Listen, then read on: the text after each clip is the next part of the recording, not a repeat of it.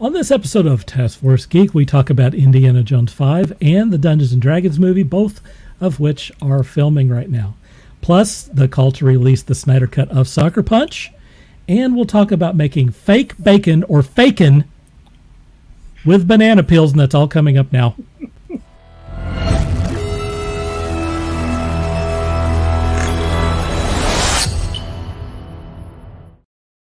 Welcome to Taskforce Geek. My name is Dirk Hooper, and today we're just trying to help out the people with faking news. And today I am joined by Scott. Howdy. And Sean. Fakin? It's called faking, man. We're going to talk about it. I don't think that's real. Well, it's new. I'm eating banana peels. Oh, you say that now. And we got Walt from an undisclosed location. Hey, if they've got bacon soda. All right.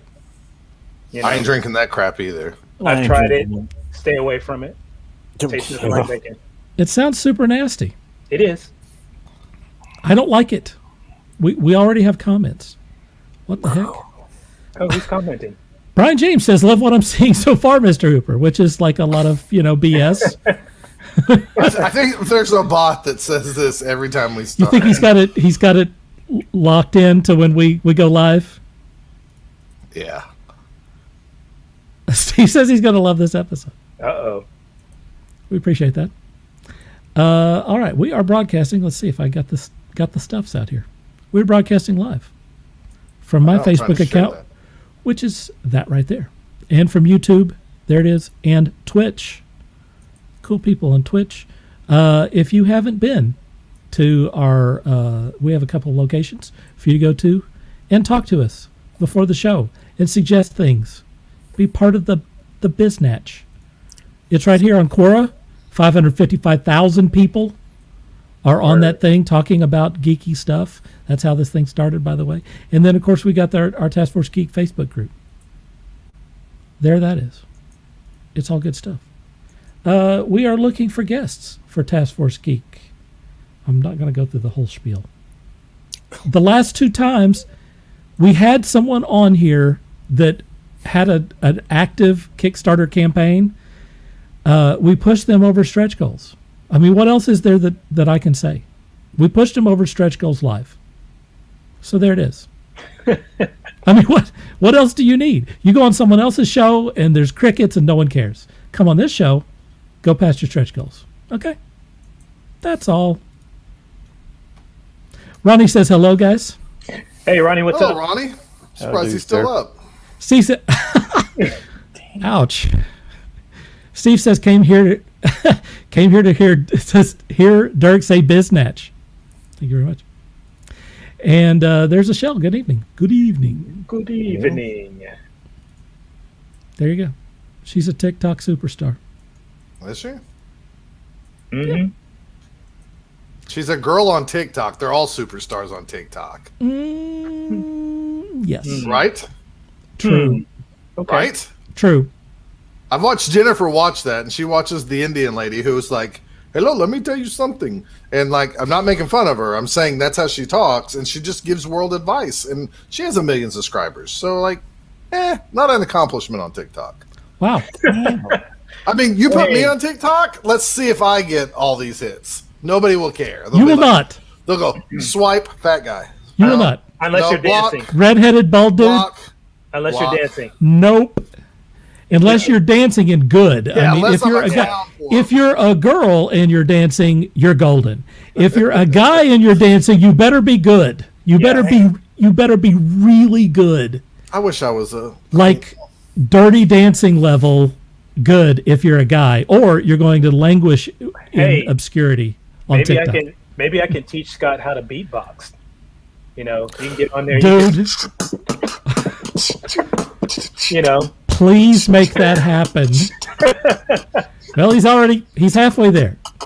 We'll work on it. Half the battle is just believing you could beatbox. Well, hey, start with like the commercial.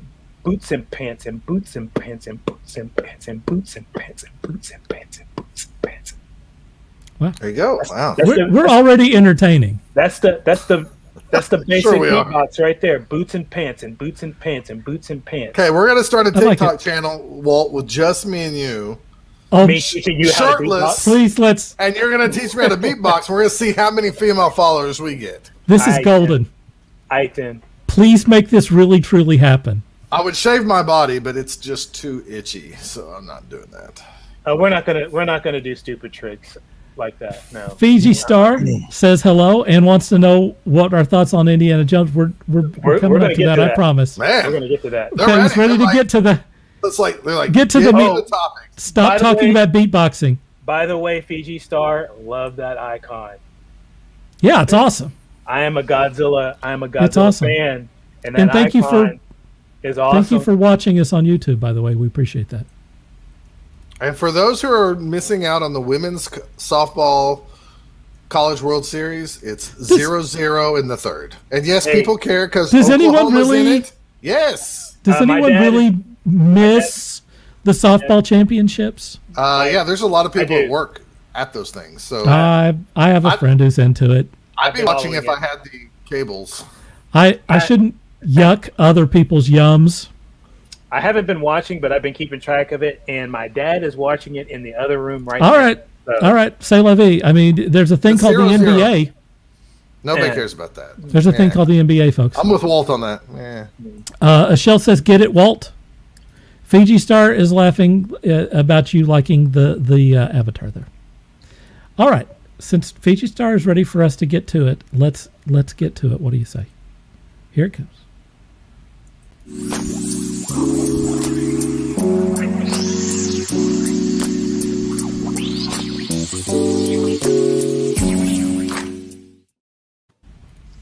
Well, believe it or not, we're getting a fifth Indiana Jones film. They've been talking about it since the beginning of time.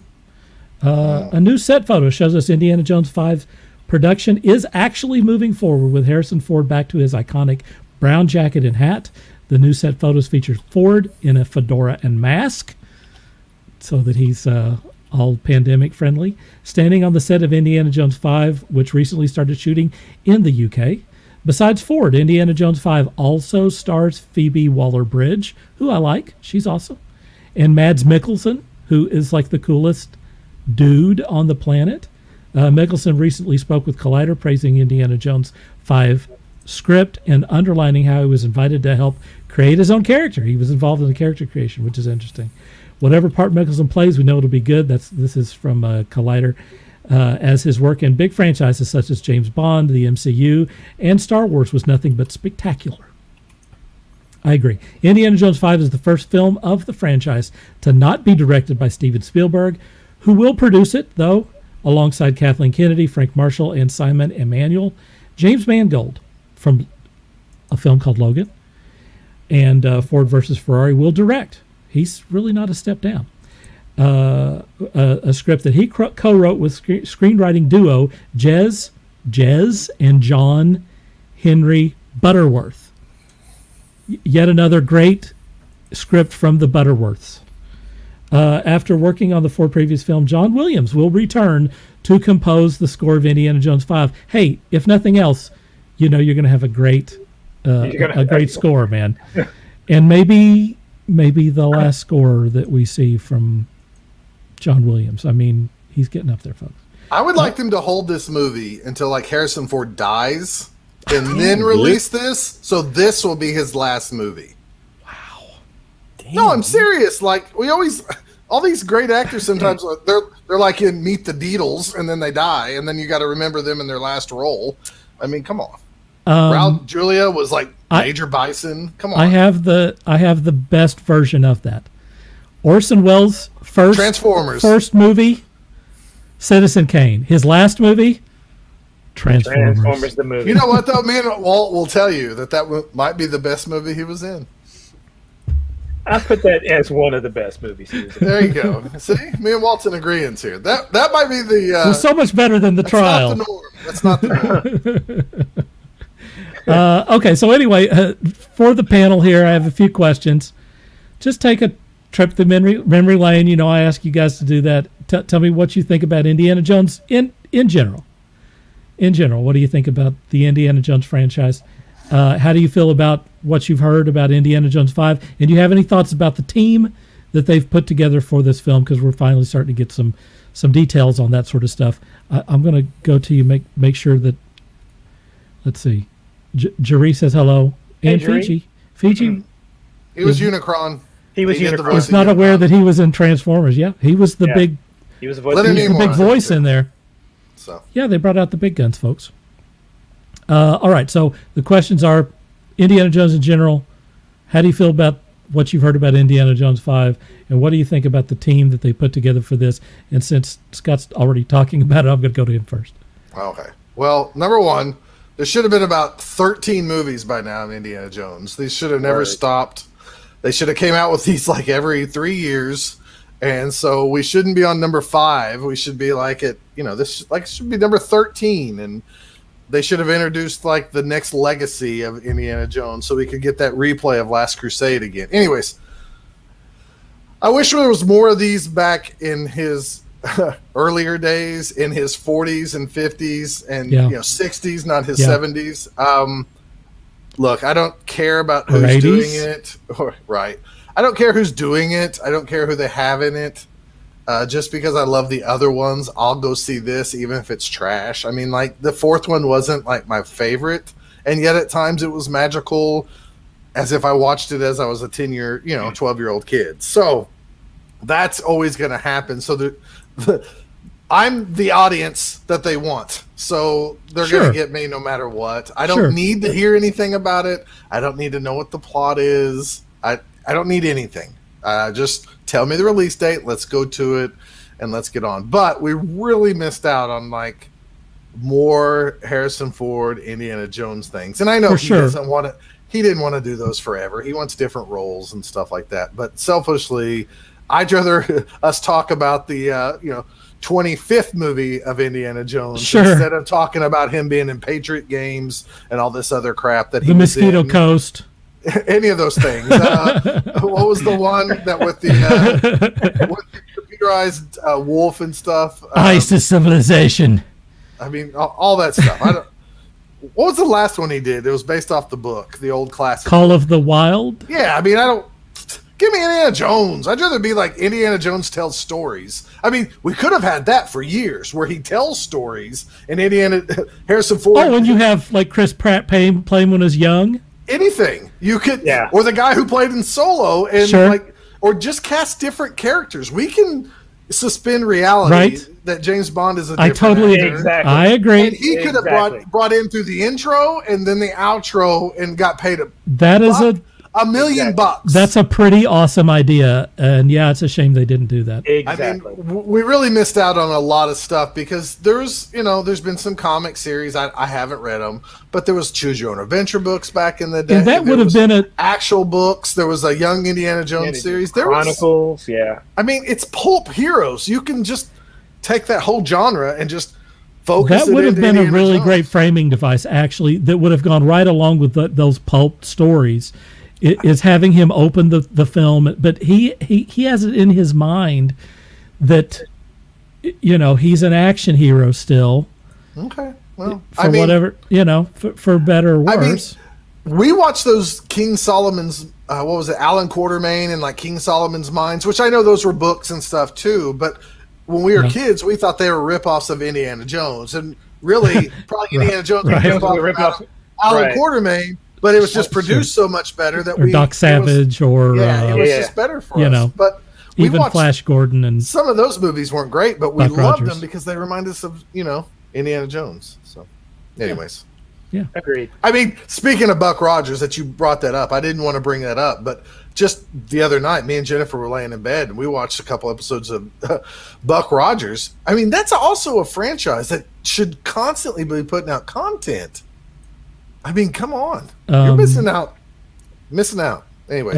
That's going to become a series with the guy that was in Ocean's 11. Help me out, guys. George Clooney.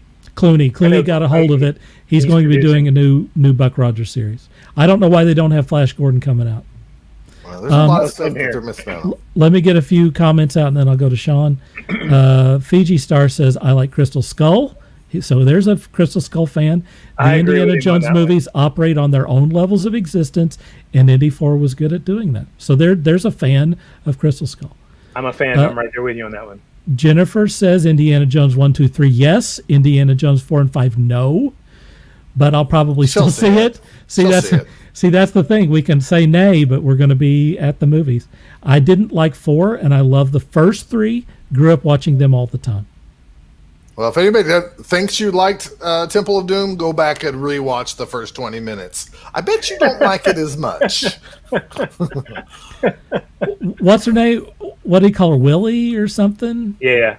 She was irritating as hell. Oh, my gosh. She was super irritating, and I wasn't as irritated with her at the time. Probably because I thought Kate Capshaw was attractive, but I'm, not as forgiving now, maybe. I will say this. I did like the opening scene of that, though. You talk about the beginning. I love the opening scene. There's a lot going on there. Hey, one thing we can thank Indiana Jones and the Temple of Doom for is creating the need for PG-13. Yeah, that's right. It's because of that heart moment. Yep. That grossed people out. They said that's a little more than PG, but it's not quite enough for R. Yeah. So they gave it a PG-13. That's right. That was the first PG-13 movie. Well, it wasn't PG-13, but it was the cause for PG. It was. Oh, okay. What was the first PG-13 movie? That I don't remember, but I do know it was because of that movie that they. Ashell says that she agrees with Jennifer, and Brian wants me to stop crapping on the Mosquito Coast. According to the Googles, Red Dawn was the first PG-13 movie. Red Dawn? Huh. Okay. Interesting. Avenge me! Yeah, Avenge me! And you're allowed one F-bomb in a PG-13 movie. Right. And they use it often.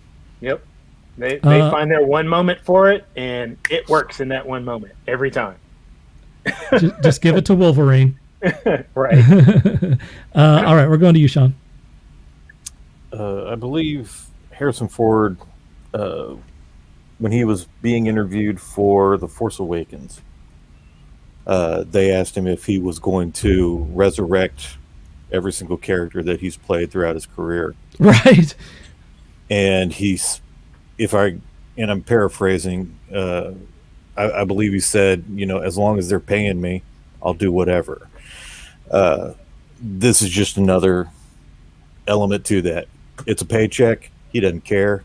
It's not that I don't believe he thinks of himself as an action hero or anything like that. It's somebody threw a bunch of money at him and he's like, all right, I got the weekends open. I don't think he really cares.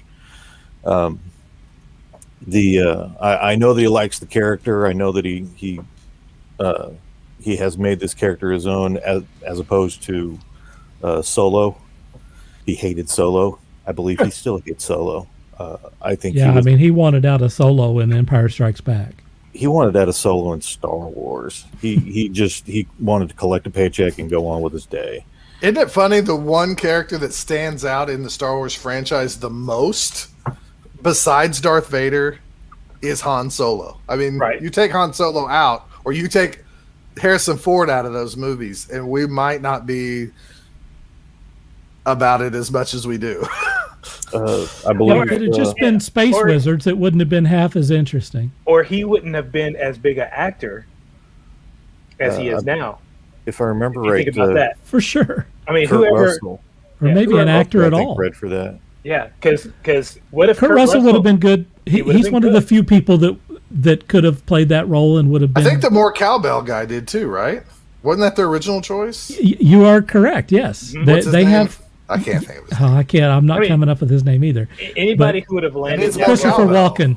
Walken. Yeah. Anybody who had landed that role would have been immortalized, no matter what. You think? In my opinion, yeah, I think. Oh, yeah. As far as Indiana Jones, originally signed on to do it was Tom Selleck, right? Tom Selleck.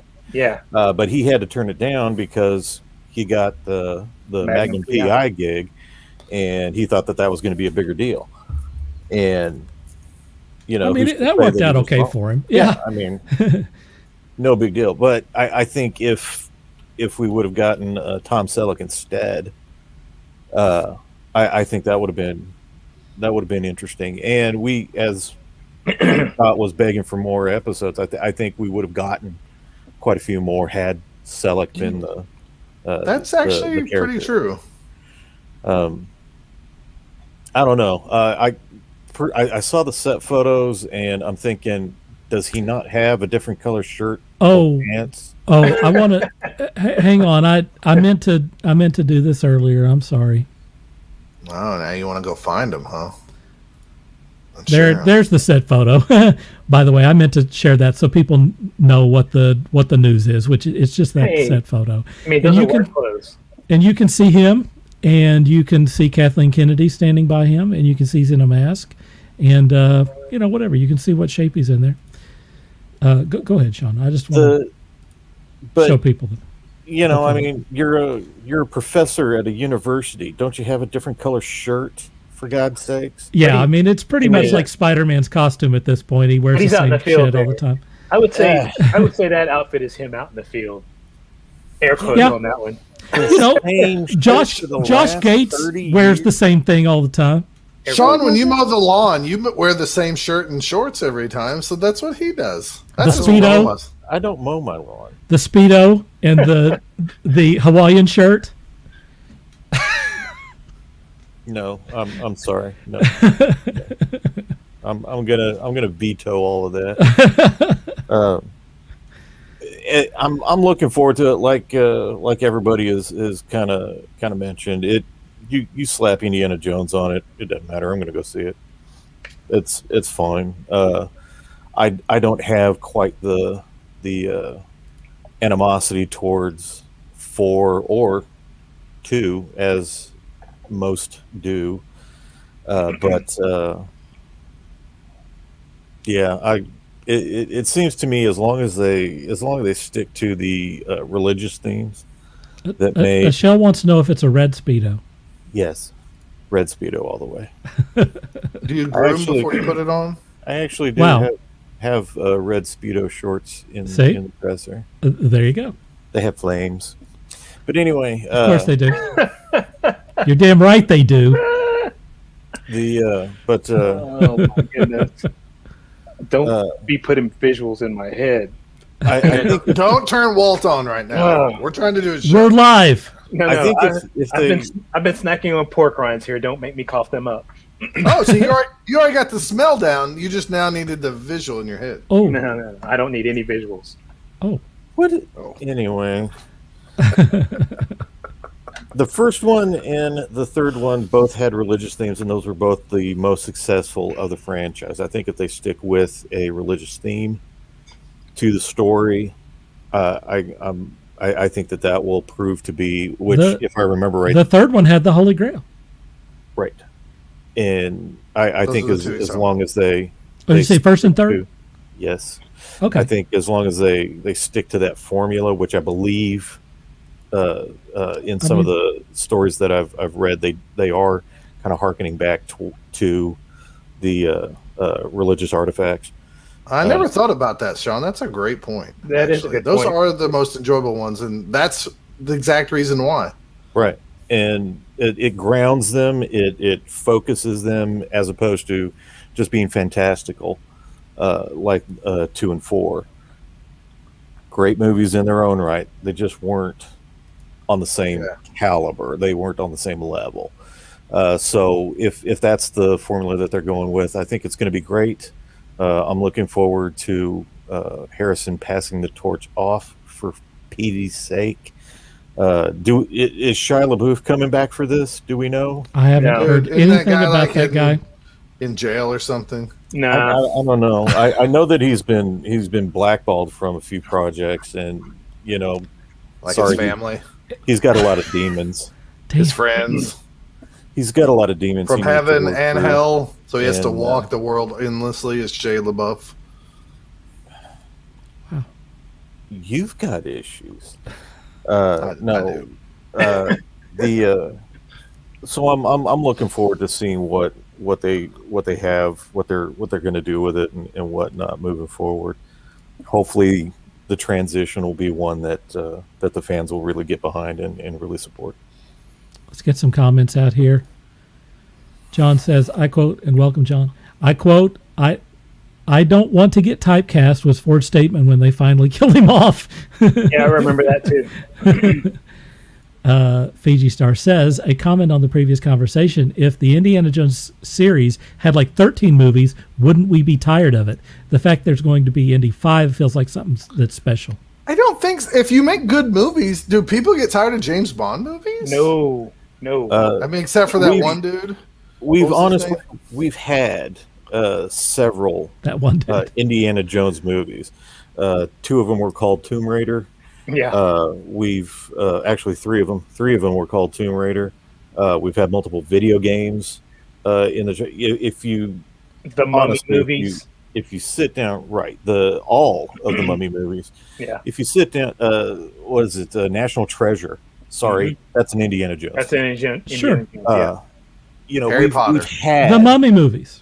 We've had Indiana Harry Jones Potter. all these years, just with a different characters, actor, a different story, and different era. Son-in-law. Right. So I don't see that. I don't see that we would have become dead the fuckers to the. What's wrong with you people? Guardians of the Galaxy. When you think about it, the first movie is Indiana Jones story. I mean, that's Star Lord is basically Indiana Jones. Get on the bus. That's the Indiana Jones story. Get on the bus. Crooklyn. Steve says white chicks. White Chicks was the best Indy movie. See, he's following suit with me and Dirk. Steve also says most of the novels dealt with religious items. I especially remember him finding Noah's Ark. Oh, that's cool. Yeah. See, that would be an interesting one. That's pretty good. That would be a good one too. Yeah, that would be a good one. The Librarian was the Librarian. You're right, John. A great Indiana Jones 100% Indiana Jones. Yeah. Yeah. So we've been, obviously it's a winning formula. Yeah. Walt, what do you think? So the way I see Indiana Jones 5, if you recall Sean Connery's last James Bond movie, which was Never Say Never Again. Right. That was supposed to have been James Bond's last mission in that movie. Because he was somewhat in semi-retirement in that movie, and he gets wrangled into doing one more movie. Because also, if you think about that movie as well, that's not even an MGM produced movie. No, it was some sort of strange thing where they owned the rights to the original story, and they just remade it. Right, and it was actually supposed to be the sequel to Thunderball. Right, and it's actually kind of sort of, as they say, out of canon, yet it is in canon. So, they can do these movies with anybody. They could be, these stories can take place at any time.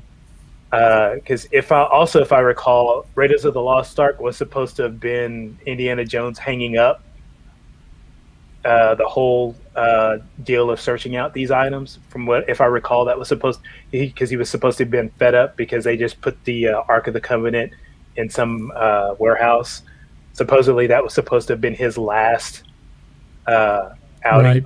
Right. So, that makes sense. So these stories are skipping, even though they're him at different ages, which is weird. Like the Crystal Skull, which I enjoyed that movie because, hey, it's aliens. I don't have any hair. I can't do the wild hair, but aliens. It's aliens. Are you doing? I can't think of his name. Sukalos. Yeah. And that's also, even though it's not a religious thing, but it crazy pants. Yeah, it is working on somewhat of historical fact. So yeah. But yeah, you can. I'm ready for this to be his last movie, and then we can have somebody else play Indiana Jones for 4 or 5 movies, and let's get these movies out once every 2-3 years. So I can be entertained. Well, and let's nobody kid themselves. If we live long enough, we're going to see them reboot the Indiana Jones franchise. Oh, definitely. They're going to restart it over like 5-10 years after Harrison Ford passes away. I'm surprised that hasn't already happened. I mean, look at even though this is kind of related, not related, but the what do you call it? The crap. Now I can't remember the name. What's his name? Krasinski's series on Prime.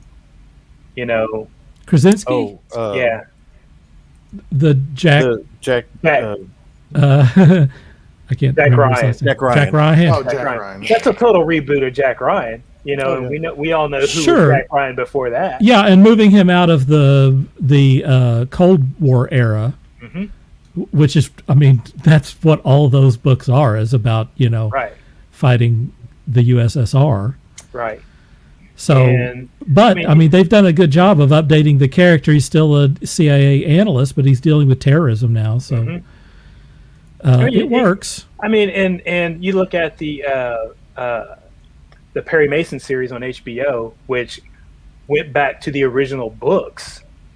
I don't know if you watched that, and I highly recommend it because you find out that Perry Mason started off as a private investigator and was a soldier in World War I. So, and just happens to know enough of the law to become a lawyer. So if you haven't watched that series, watch it, and you realize that the TV show was basically Perry Mason later in life, older. So, but yeah, you can do the same thing with Indiana Jones. Just, it doesn't have to be. I wouldn't be surprised if they updated Indiana Jones and it starts off and it's all Cold War from here on out with a new actor.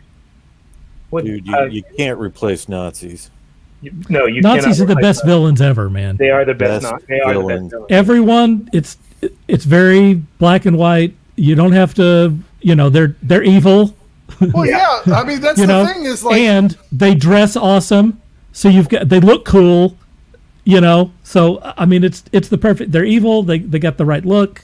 Yeah, it's hard to beat Nazis for villains. For villains, I think you're exactly right because I'm a guy who when I watch I'm gonna use Transformers and G.I. Joe. I see Cobra Commander. I think he looks cool. So I'm like, oh, I want that toy. I don't want Nazi toys. I want them to actually get their up and comings. I don't know anybody who goes I'm rooting for them to take Indiana Jones down. I mean, they are universally reviled. Yeah. There's no redeeming qualities of Nazis. No one's going there's some nuance going on there. No. We're probably no nuance. Nazi on here. Oh yeah, you're probably right. Except we're not talking about politics. Steve says The Rock is the last James Bond movie. He says. I could kind of see that. Maybe. Ronnie's pushing for Indiana Jones and the Spear of Destiny. See, that would be cool. Steve says Kate Capshaw has to have a cameo where she yells Kalima. Oh gosh! And then gets out of there. She's done. Terrible. She was terrible. Was she boning Steve Spielberg at the time? She was. They didn't cast her. And yes. Every male's gonna fall in love with her. Yes, she they did not was. Do that. Every male wanted to throw her in the dumpster. They got married soon after that. I would like to see Short Round make a cameo as an adult. Now, that I want to see. He's tall round. No, he's still Short Round, but he's that'd be awesome. A badass. I would be perfectly. Awesome to have him come back. Is that guy still around? Yes, he is. I would like to see him show up again. That would, or even if he was recast as an adult and he's the new Dr. Jones for just a little bit, and it's an identity of a artifact. I would be perfectly fine with having a cameo with him.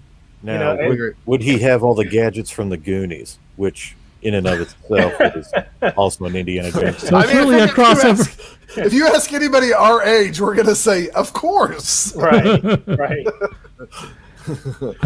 Fiji Star says Indiana Jones is too good to be a series like James Bond. If Disney makes more films, it's going to be mediocre. I wouldn't mind games, books, comics, but he hopes that this is he or she, I don't know, Fiji Star,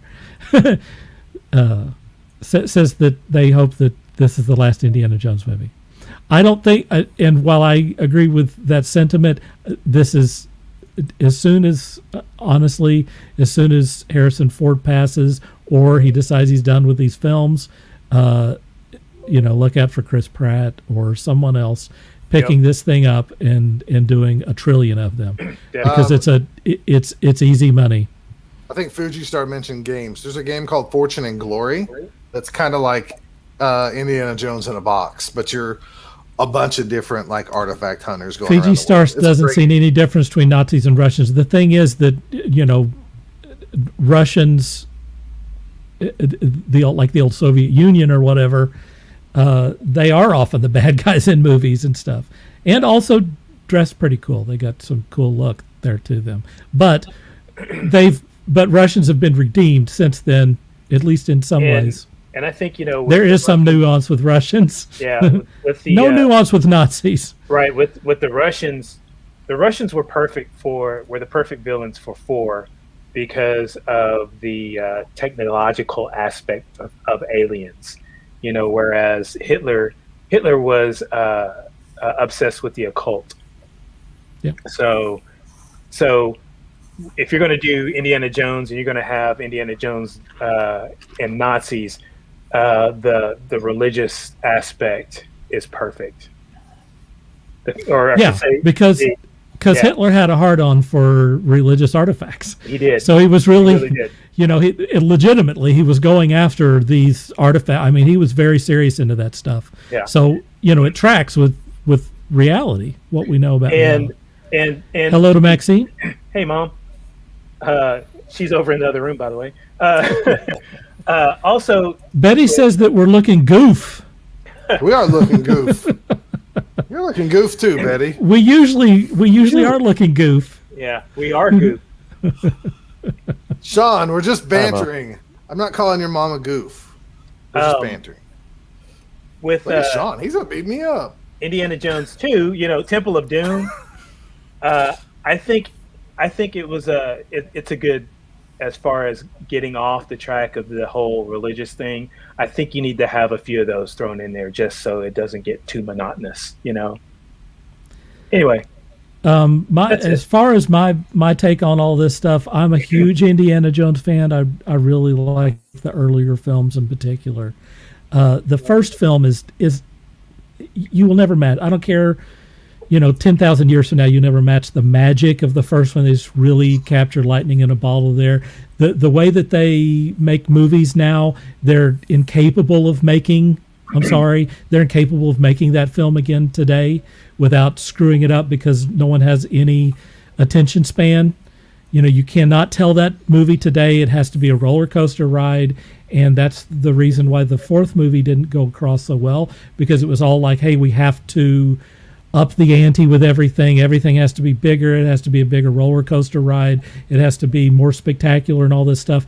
Indiana Jones functions better with a little less spectacle and a little bit more reality. If you're always trying to, you know, the same with the Fast and Furious franchise. I mean, let's not forget that Fast and Furious started out as like a bunch of guys who were street racing, and like then it went to things where you're in like Dubai and you're flying cars between buildings.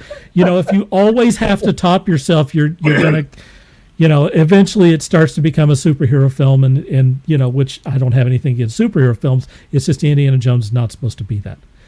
I think that it's interesting that George Lucas is not involved in this. This is the first Indiana Jones film with no George Lucas involvement. And whatever your feelings are about Lucas, he was an integral part of making Indiana Jones what it was, and being such a great, you know, thing, and understanding the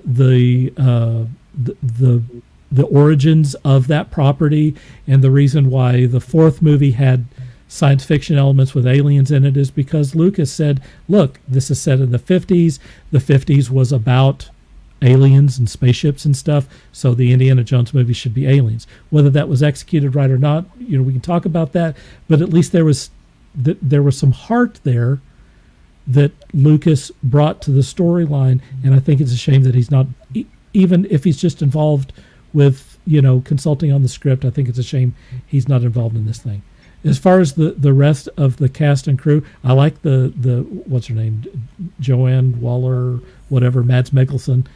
You know, they have good people involved, no doubt about it. James Mangold, I'm a huge fan of because of Logan, and the Ford versus Ferrari movie. He was really excellent with that, among other things. He's an excellent director.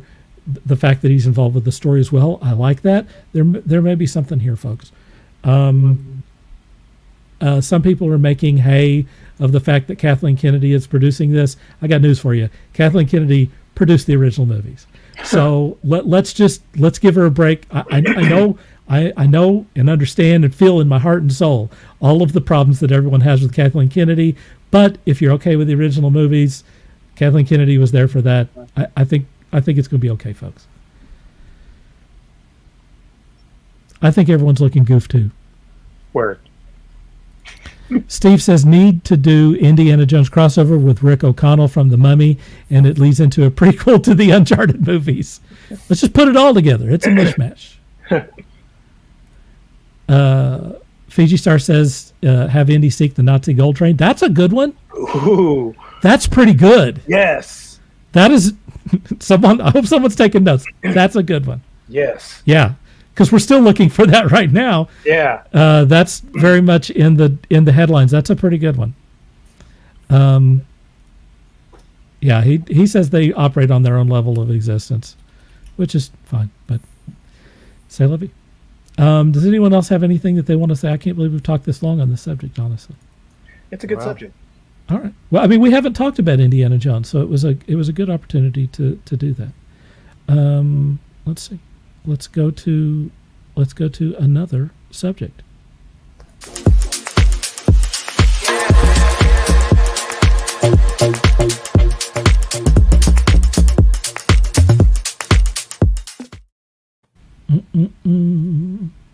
Also in the news, Paramount's highly anticipated Dungeons & Dragons feature is filming now in the UK. Filming started May 1st, rung in by co-director Jonathan Goldstein on Twitter, and has jumped around the UK so far, including Titanic Studios in Northern Ireland. Next up will reportedly be at Wells Cathedral in early June. Plot details for the adaptation of the popular role-playing game currently remain under wraps, but Chris Pine will star with Chloe Coleman, Michelle Rodriguez, Justice Smith, I believe it's Reggae Jean Page, Hugh Grant, haven't heard that name in a while, and Sophia Lillis. In a recent interview with Variety, Page teased minor unconfirmed details while talking about his time on set, excitedly stating, quote, "It's a brilliant job. I'm literally paying my mortgage by fighting imaginary dragons," unquote. Goldstein will co-direct with John Francis Daly, who will write the script based on a draft by Michael Giglio. I don't know any of these people. So here's the question.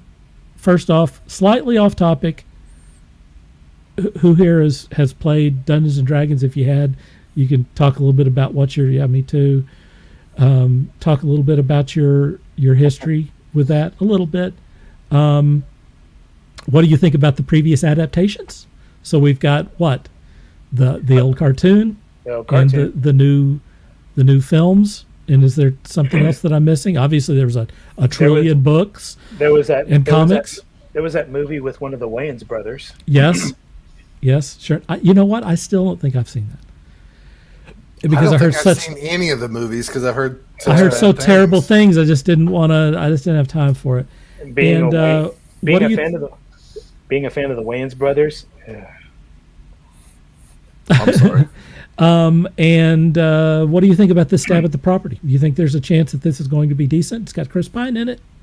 Like I said, I don't know the directors, the writers, or anything. Let's see. First, I'm going to go to Sean on this. I was a big fan of the cartoon series back in the 80s. No Lost City of Atlantis. No. Anyway. Hey, Mike. He said the movies were kind of hokey. Yeah, I think they're now sci-fi originals, if I remember right. So, literally? You're not making a joke?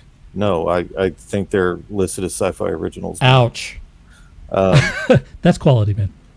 I don't know about the first one, but I'm pretty certain the 2 or 3 after that are considered. Dude, sci-fi. How many of those were there? I want to say there were 3. Oh my gosh. That's weird. I'd have to look it up. I can't believe that we live in a world with 3 of those. I love the animated. I would wake up Saturday mornings before I went to work. Actually, I don't think I was working then. Anyway, it doesn't matter. I would wake up every morning for that one. I thought that was just absolutely a blast. I got into D&D back in probably 82, 83, not really understanding what RPGs were, learning the whole pencil and paper, roll of the dice. Didn't have happy little video games, you spoiled little punks. Aren't we thankful for that though now? Oh yeah, I mean it was absolutely Honestly, fantastic to have Yeah. to play it all in here, Absolutely. to imagine everything as opposed to having it displayed. As far as this movie goes, clearly they're throwing a lot of money at it, and that doesn't necessarily mean that it'll be good, but most likely it'll look pretty. The Warhammer movie that came out a few years back, you could tell that they were setting up for a franchise. And what I mean by that, which we've discussed on here many a time, is that they didn't tell a complete story. Yep. Warhammer movie? I believe, yes. Or are you talking about Warcraft? Warcraft. I'm sorry. Warcraft. Okay. I said Warhammer. I'm sorry. Wow. I'd love a Warhammer movie. And it had kind of a cliffhanger. They were clearly expecting, right, 4 more movies. Yeah, and a series. And no. Looked pretty. You got to bring it in that first movie. You got to tell me that story. Duncan Jones, I believe, directed that. That sounds correct. And it again looked. And by the great. way, I'm a big Duncan Jones fan. Had a ball with it, but you don't just leave me hanging there. Right. Didn't do all that great here. I think it did really well in China, Japan, of course. But yeah, hopefully this one will kind of take a note from the Lord of the Rings as far as production and you know what to look, how to act, how to dress your characters, and how to play them, and so on. I'm really looking forward to just seeing a trailer, seeing what it is that they're going to do with it, and I'll have to wait for that before I can say any more. Yeah, I hear you. Although I'm a Chris Pine fan, so bring it. Word. Yeah, he's a good choice for this. Ronnie says, I freaking hate Michelle Rodriguez. She can't act her way out of a soggy wet paper sack. If you doubt me, watch Avatar when she said she didn't want to be a martyr. Jeez. Not me. Jeez. I'll do anything for Michelle Rodriguez. Almost anything. Where is the hatred for Michelle Rodriguez? I've never heard anyone have hatred for Michelle Rodriguez. It's because she screwed up her spot on Lost. I didn't even know she was on. I never watched Lost. She was in Lost, and she had a little bit too much to drink and got caught driving Fast and Furious or something like that. I can't remember. Anyway, I'm a fan of Michelle Rodriguez. Like I said, yeah, you can put cool Michelle Rodriguez in anything. If all she does is walk across the screen, I'll go see it. I'm kind of okay with her. I've never heard anyone with hatred for Michelle Rodriguez. Walt kind of got a mad on for her, huh? Plus, and I've mentioned this before, Michelle Rodriguez in the first, what is it? Resident Evil. Resident Evil. Go back and watch that movie with the comments. The movie's a much better movie with the comments because it's her, the director, the producer, and Mila Jovovich discussing the movie, and she is hilarious. I love listening to those tracks. Her and Mila are excellent. Are they buddies? Yeah, they talk about she's like, they're like, they ask her about, oh, you had a really good. That's not what I meant. you had a really good time shooting guns. She's like, yeah, but I didn't get the gun that I want. So-and-so got the big gun. You know, I got to shoot it, but that gun was really cool to play with. She goes, but I did get the bigger knife.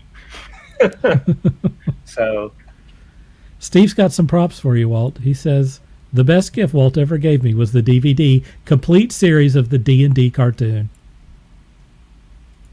How about that? Good for Walt. Walt, have you seen the Assignment? I don't think I've seen The Assignment. You would know if you saw The Assignment. Michelle Rodriguez starts off in the movie as a boy and then is turned into a girl. Oh, okay. I remember. I haven't seen that movie. Okay, there's it's very explicit. Let me just say that. Okay. Are you saying? Are you saying you see the before and after? Yes. Okay. In all of its glory. It's very timely topic. Okay. Okay. Ronnie says that Sean mentioned Lord of the Rings, so now he's happy. That's all it takes. Just mentioning Lord of the Rings. Hey, and Michelle, Frodo tingle. Hey, Michelle. Oh, go ahead. Michelle loves Michelle. and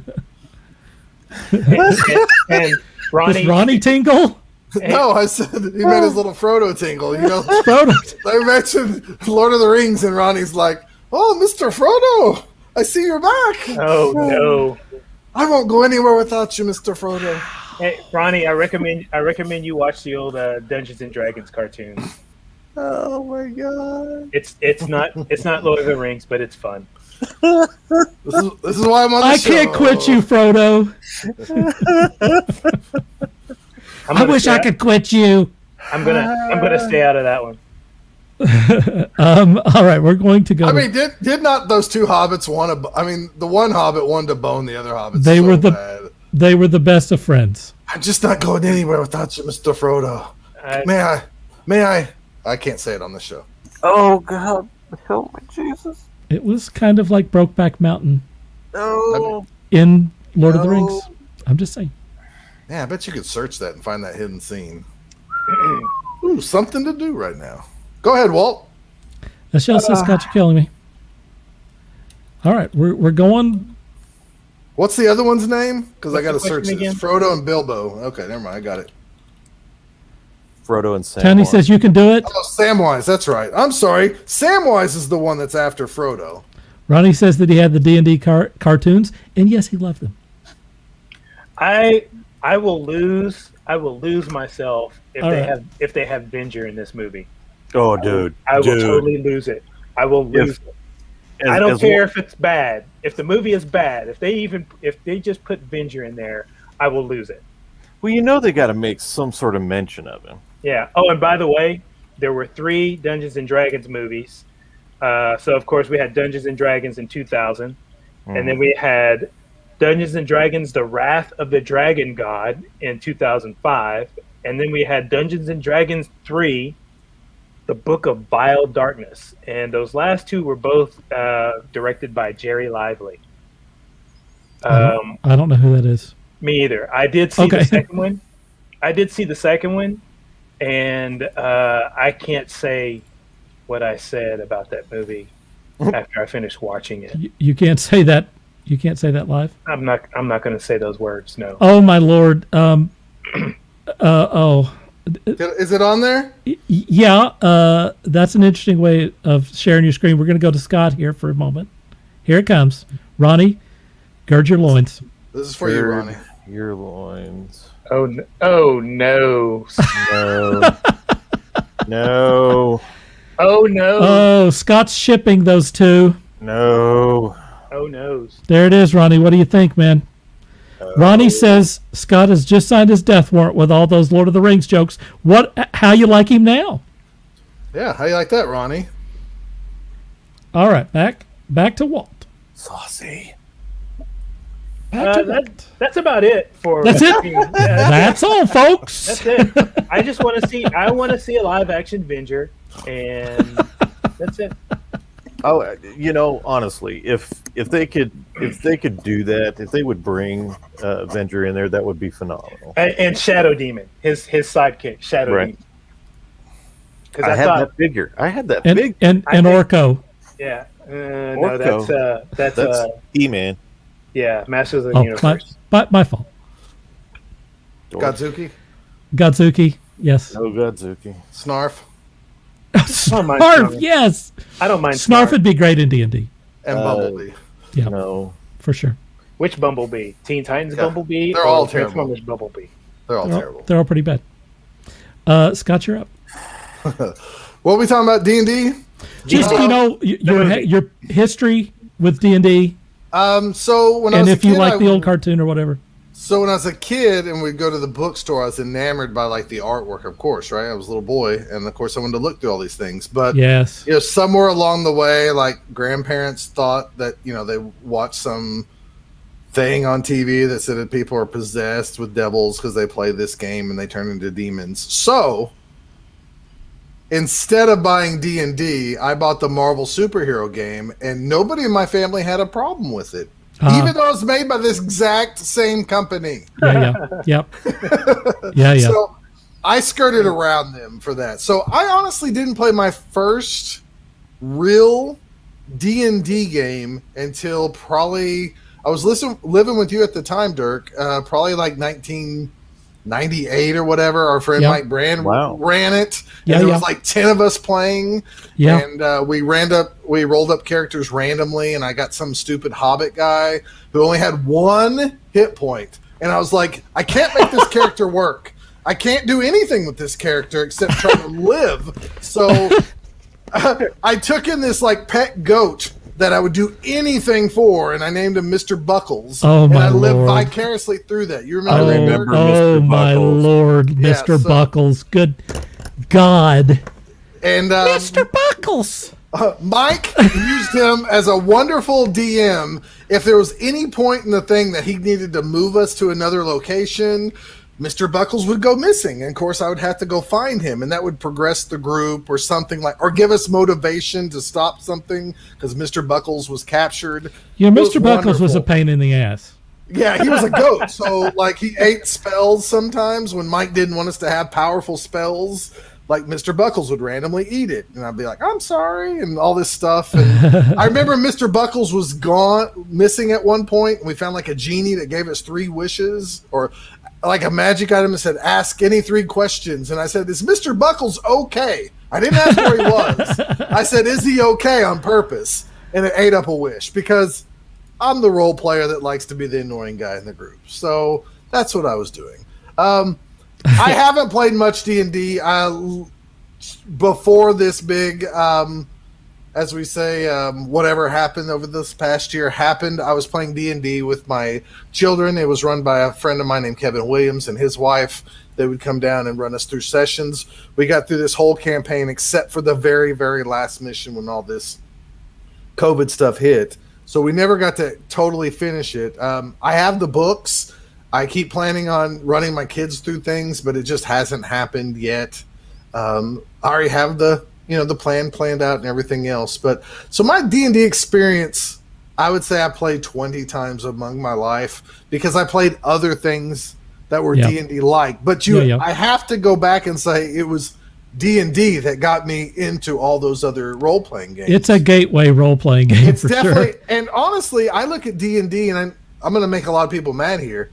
I enjoy it because I make it enjoyable for me, but I feel like I've been around it, for like 40 years of my life. I feel like it's just kind of generic fantasy world. And really, it kind of is, and that's okay. There's nothing wrong with that.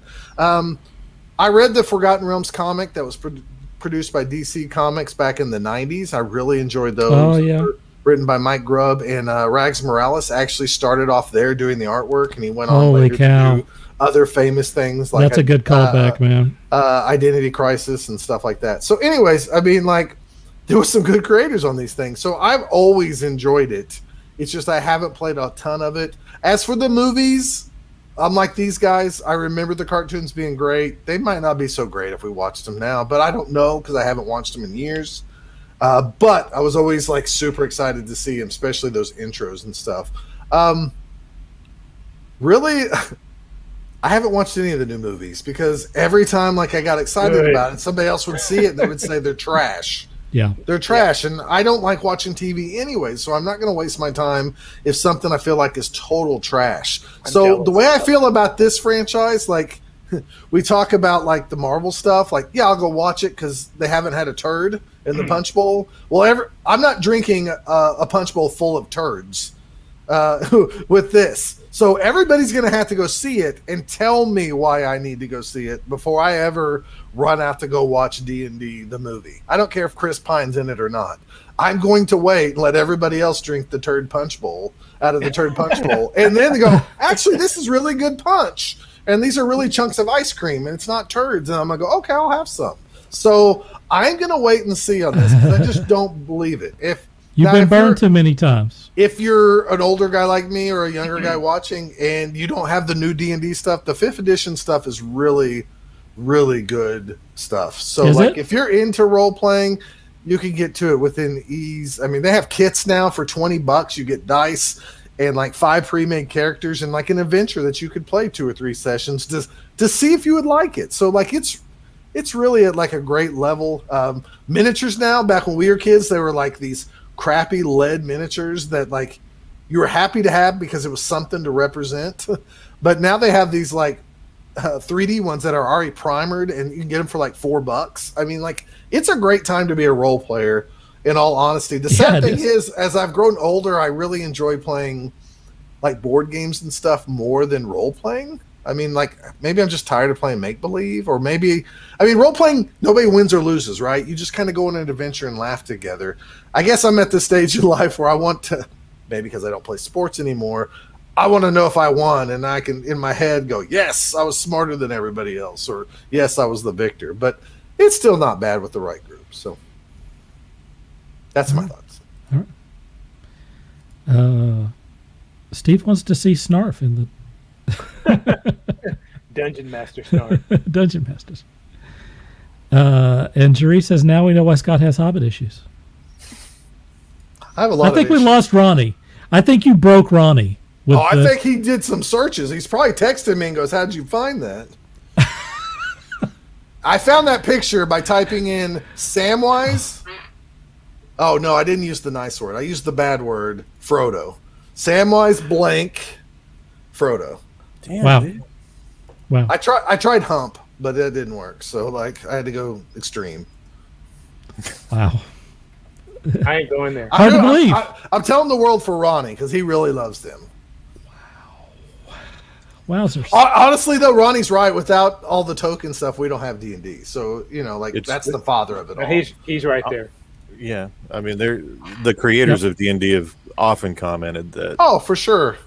That Lord of the Rings was their inspiration. Yep. I just read a thing last night. I didn't know we were going to do the subject today, but they said that the characters, you know, like the elves and you know, the lore, all of the stuff that was kind of designed in Dungeons and Dragons came from Lord of the Rings, but the magic system came from a series of books by Jack Vance, which was something I want to call it like Forgotten Earth or something like that. Anyway, his magic system is what they used for Dungeons and Dragons. I first played Dungeons and Dragons back when I was like, I think 11, 12 years old, and instantly fell in love with it. I just really loved the idea that you could kind of create your own story there. I had some issues with my, not so much with my parents, but I had an uncle that was very concerned that I was playing Dungeons and Dragons because that was a gateway to Satanism or whatever it was at the time. And, you know, if you remember, they had the Tom Hanks movie where he was in Mazes and Monsters or something like that, where, you know, he became dazzled by role playing and, you know, went up on the top of the World Trade Tower so that he could jump off or whatever. You know, that's the sort of thing that you were dealing with long ago. Much like Scott mentioned, I was very enamored. the artwork is what got me. All of the artwork from back at that time was something that really captured me, and I wanted everything. You know, I wanted all the books. I wanted what was it, Wizard magazine, and there was a like something dwarf magazine that was from White Dwarf. White Dwarf from England. Now that was Warhammer, which is okay, but White Dwarf also had D&D stuff in it as well. I mean, that may be true, but they also had D&D stuff in it as well. They had actually a Warhammer role-playing game, because we played more of that because we got away with not playing D&D. We played Warhammer role-playing game, which was the same thing. Right. I really enjoyed that, but I also did a bunch of other I mean, that was just the beginning for me. Back when I was a teenager through really, you know, half of my 20s, I played whatever. Gamma World, what was the spy thing? I can't remember the name. A bunch of superhero versions, the DC Heroes game, you know, just about everything you can imagine. And then when we were talking about role-playing and stuff, I did my Demon Town thing as a role-playing game for an extended period of time, where we played, you know, that was kind of when I was a little bit older and was actually, you know, really deeply interested in telling a story and, you know, doing that sort of stuff, you know, world building, using role-playing games as an opportunity to, you know, to build out a world and stuff. And it worked quite well. You know, one of the things about role-playing, just as an aside, that you kind of don't get with video games is, you know, you learn math with it, you learn how to interact with people, you learn how to work with people, you learn how to, you know, act in some ways if you want to, you know, you learn how to problem solve. There's a lot of things that you get from doing actual role-playing where you're with your friends, you're presented with a problem and you have to solve it together. It's great if you're young and you don't have a lot of experience in the world. It helps you kind of figure out how to interact with people. You know, you interact with non-player characters and other player characters, and you know, you learn a lot of socializing and problem solving with that sort of thing. I used to love the cartoon. The cartoon was amazing to me. For whatever reason, it kept getting preempted by stupid stuff on all the time. The CBS affiliate around here. They had some stupid thing they wanted to play instead of that. All I wanted to see was Dungeons. I was so into Dungeons and Dragons. It's like learning shows that they were trying to push on us. Like, yeah, learn your letters at 11 o'clock. Yeah, why couldn't they? Why couldn't they play that at any other time than Dungeons and Dragons? And it may have been because of the Satanist angle or something around here in Oklahoma, is that they felt like they were saving us from the evil that was Dungeons and Dragons or something. You guys just don't understand what it was like at the time. It was pretty stupid. In any case, obviously, you know, role-playing is having its moment now for sure. Role-playing is huge. To be honest with you, the old Dungeons and Dragons system, and you said that the fifth system is pretty good. The old Dungeons and Dragons system was terrible. I mean, it's like, you know, go to the stub your toe chart to see if you stub your toe. You know, there wasn't like a universal system or anything. It was all like everything had a chart. Everything that they tried to come up with had a chart, instead of, you know, rolling it against your attributes or whatever. Instead of having a universal system, it was onerous. The old system was. As far as this new thing goes, hey, it looks like they're putting some actual effort into this. It looks like they see the potential for this to be a franchise, which, I mean, clearly it is. I mean, clearly there are a lot of people out there who are interested. Who you have people our age who used to play it back in the olden days, and you have people who now are playing it, you know, fresh and new. So plus you have like the Critical Role characters that are burning up the internet because they're playing it. You know, you have a whole new group of people who've been introduced to Dungeons and Dragons and are very interested in it. There's so much books and stuff. That Brandon Sanderson guy has written a bunch of you know, things. There's definitely a crowd out there that knows the franchise and would probably like to see something made respectfully that is cool. So hopefully that's what we get. I like Chris Pine. I don't know anyone else really that's involved in this. They should take this serious because they can print money if this is good. Oh yeah, because you have our generation, and then for the past 10 years, board games and role-playing games have blown up. And, I mean, there's young people playing this. At my store, you can go in there Saturday. You can walk in with just your character sheet and go, I'm here to play a D&D game. And they'll go sit with that group right over there. And we have volunteers that will run a mission. And you don't ever have to come back. You could just try it. I mean, it's bigger than ever. Yeah, and I mean, it became also big over the past year and a half because you could do we're doing right. You could do what we're doing right here, and you could play a game with 2 to 9 people, on through Skype or whatever. And I mean, it's really, there's no drop off. You still get to see everyone. You still get to play your roles.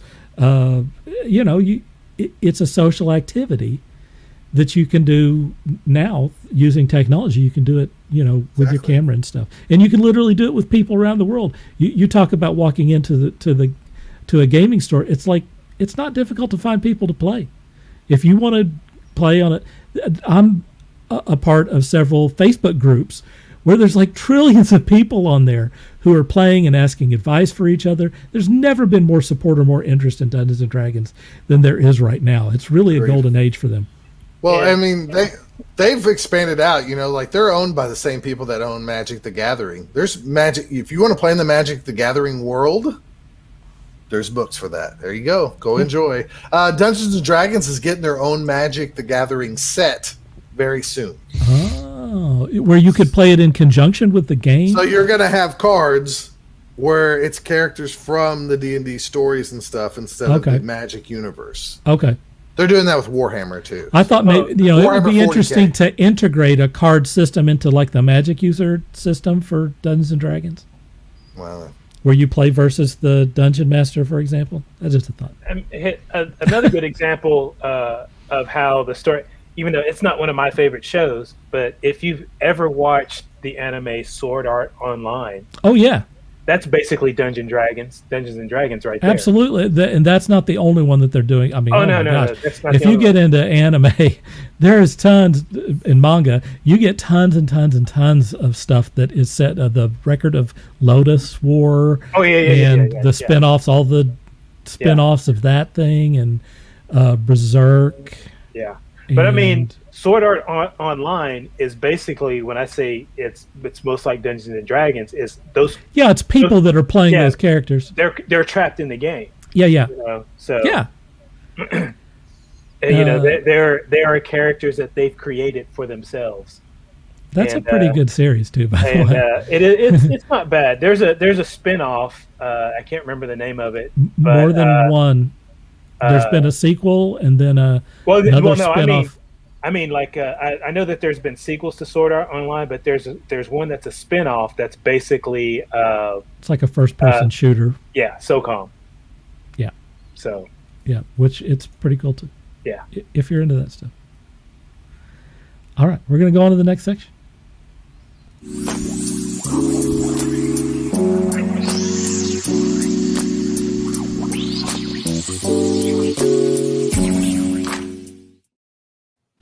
So what you do is you take the rind of a banana and you cut it up, right?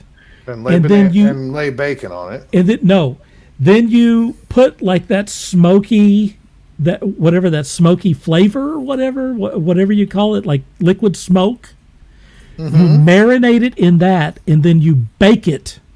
And people say that it tastes like bacon. And it's called fakin. Okay, well, they can eat all the fakin they want. It's called fakin. Pass. Because I don't give a fake. Pass. So we're going to talk about the Snyder punch. we stayed on that. We stayed on fakin for a long time there, didn't we? Good. I just trying to inform the people. Nobody wants that. Apparently there is a version, and I don't expect to stay on this long. Apparently there is a version of Sucker Punch out there that was also truncated by the studios and stuff. This version has an R-rated sex scene with John Hamm that was cut because it was R-rated. It also apparently is much more dark, if you can imagine that coming from Snyder. And apparently there is a song and dance number at the very end of the movie that got cut out because people thought it was too weird or whatever the case is. Does anyone care about this at all? No. I mean, my personal opinion. Go ahead, man. My personal opinion on Sucker Punch was a beautiful movie to look at. Other than that, I knew how the movie was going to end 15 minutes into the movie, or less than 15 minutes into the movie. I knew how it was going to end, and I was disappointed that I figured out the plot before I even got into the story. Right. So, I mean, I liked the imagery in that movie. It's amazing. It's amazing. It's great imagery. Truly amazing. But again, and way ahead of its time. It was ahead of its time in imagery and all that stuff. But as far as the story and everything, I was so totally disappointed that I figured out that movie so early and then what it was all about. And I was disappointed about that. Other than that, I've seen, there's some imagery in there I would like to try and duplicate on paper or digitally, like illustrative wise. But this is one of those Snyder cuts I'm not interested in. I mean, as far as Snyder cuts, I would like to see the Watchmen with the with the pirate comic book segments thrown in there in their proper. Blackadder. Yeah, with their proper.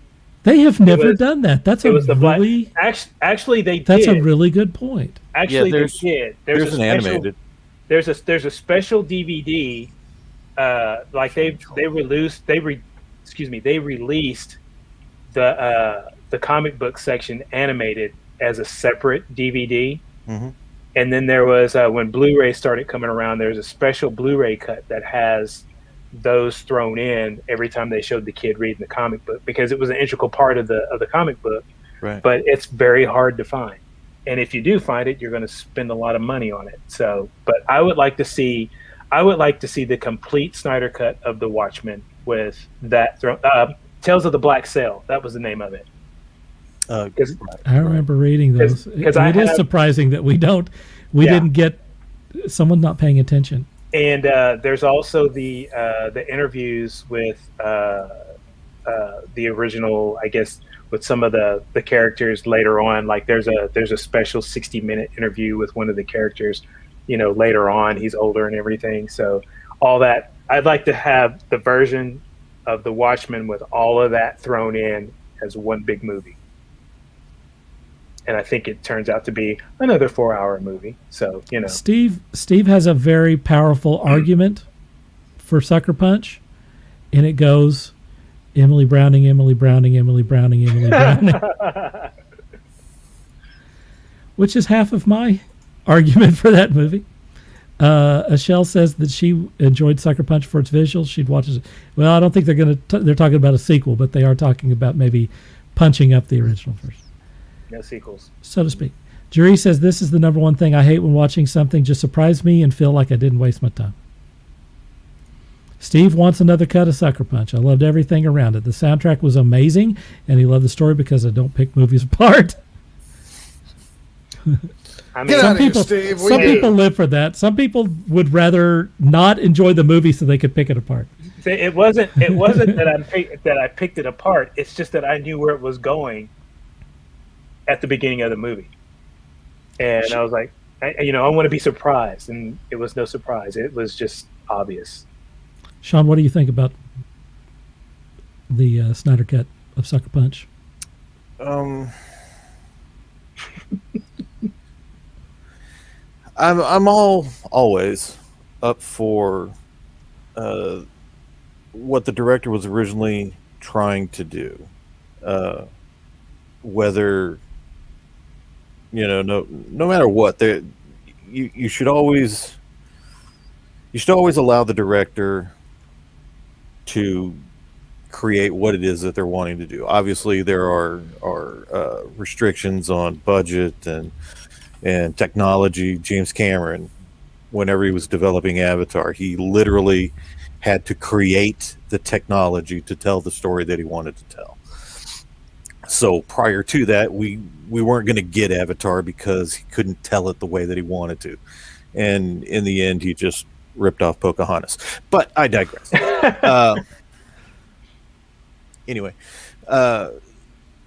so as far as Zack Snyder telling his movie, great, go for it, have a ball. I have no problem with it. I'll watch it. Hell, I might even buy it.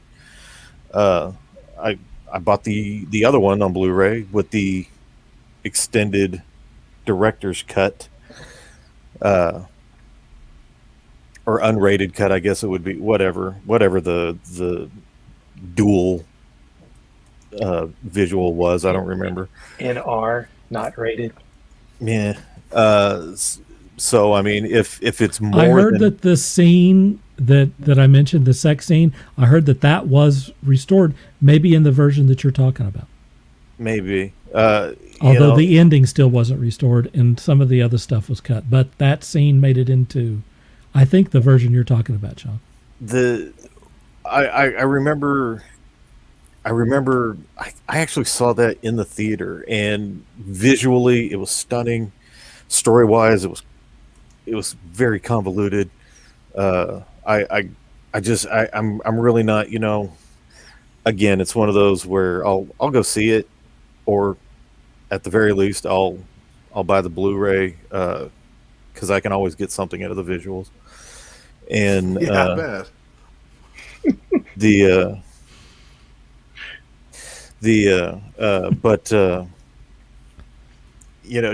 I think we need to know?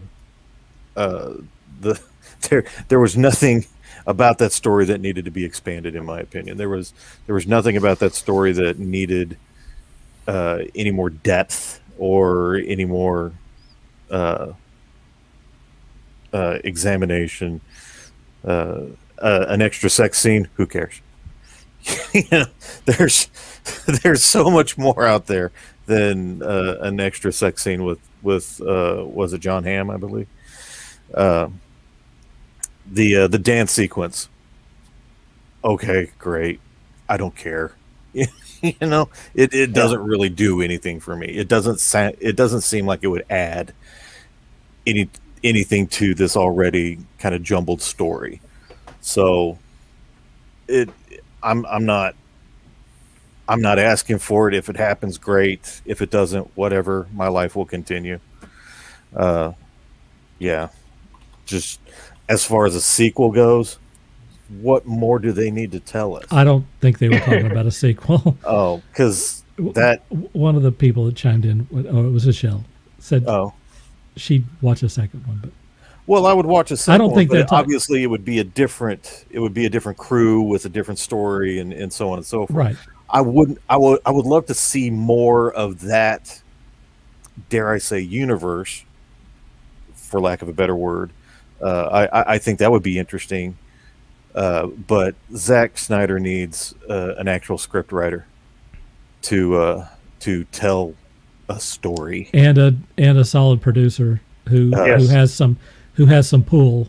I know that whenever he originally did Sucker Punch, it was literally, I've got this scene I want to film, let's jot that down. And then I got this other scene I want to film, let's jot that down. Yeah, I mean, it's very clear that he had some visual ideas that he wanted to get up on the screen. And rock and roll, but even heavy metal had the orb to tie it all together. I mean, let's do something here. The story is not flowing, man. But there's nothing more I need to see in Sucker Punch that I don't already have or what have you. Mike says that the motion comic video was nice to have. The Watchmen. Oh, for the Watchmen. Mm. Steve says, gonna go get my baby doll sword and watch the movie right now. Let's see. John says, just as you can add to the story with a new cut, you can also take away Star Wars annoyed plenty with the additions. See, some of the additions didn't bother me, but some of them were added in just because they could technologically do it. Right. And it's like, stop it. Right. You know, the sequence where Han Solo is chasing the stormtroopers down the hall. Okay, they hit a dead end, and that's why they stop and turn, and now they have to fight. And that made that scene funny. That made that scene, you know, kind of entertaining. In the recut, Han Solo chases the stormtroopers into a large group of more stormtroopers. That ain't funny. That's kind of stupid. What'd you do that for? Damn it! You know. There are certain aspects where it's like you can take an idea and you can expand it to where it's ridiculous. Hand shoots first. Hand shoots first. I'm sorry. I don't care. Oh no, no, you didn't. You're lying. You're lying. You're trying to sell me a car that doesn't run. Stop it. That's gaslighting. Scott, what do you think? You can just skip me. I haven't seen the movie. I guess I was getting too much sex at the time that I didn't need to watch this movie to have jerk-off material. As Sean said, there's better stuff out there. In all honesty, it might be a great movie. I've just never been a Snyder fan. Like, I haven't not gone to movies because he's doing it, but there's nothing. I was just looking at his IMDb, and there's just nothing I really love there. So I'm just not a fan of Zack Snyder, you know, like, good for him for being richer than me and more popular than I ever will be in 4 lifetimes, but I don't care, and we've already wasted enough of our life talking about it, so on to you.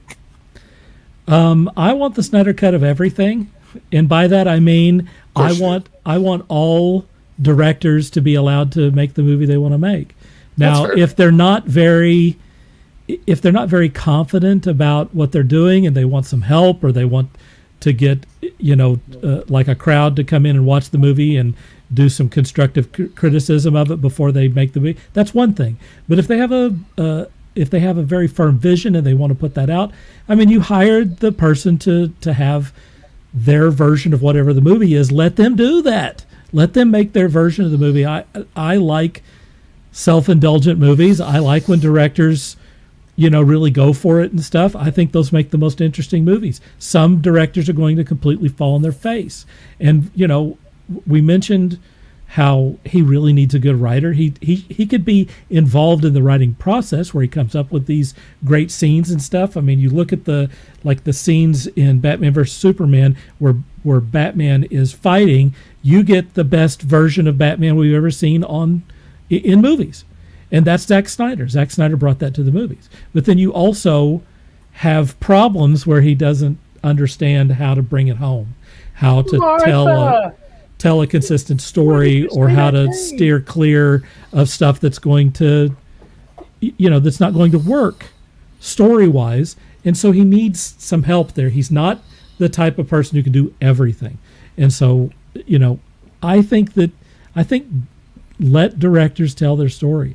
I mean, in almost every case that you see these, I mean, I will say that, like, I can think of one movie that had a director's cut that I didn't like better, and that was Donnie Darko. And the reason why Donnie Darko wasn't better than the original version was it was too damn long, and it was more confusing, and it seemed like it was all just a bunch of scenes that probably should have been cut from the original film. So if you've just got more footage, that's not a good enough reason to do a director's cut. We've heard many times that oh my gosh, I'm not going to come up with it. The film that was set in space where they're near a black hole, Event Horizon.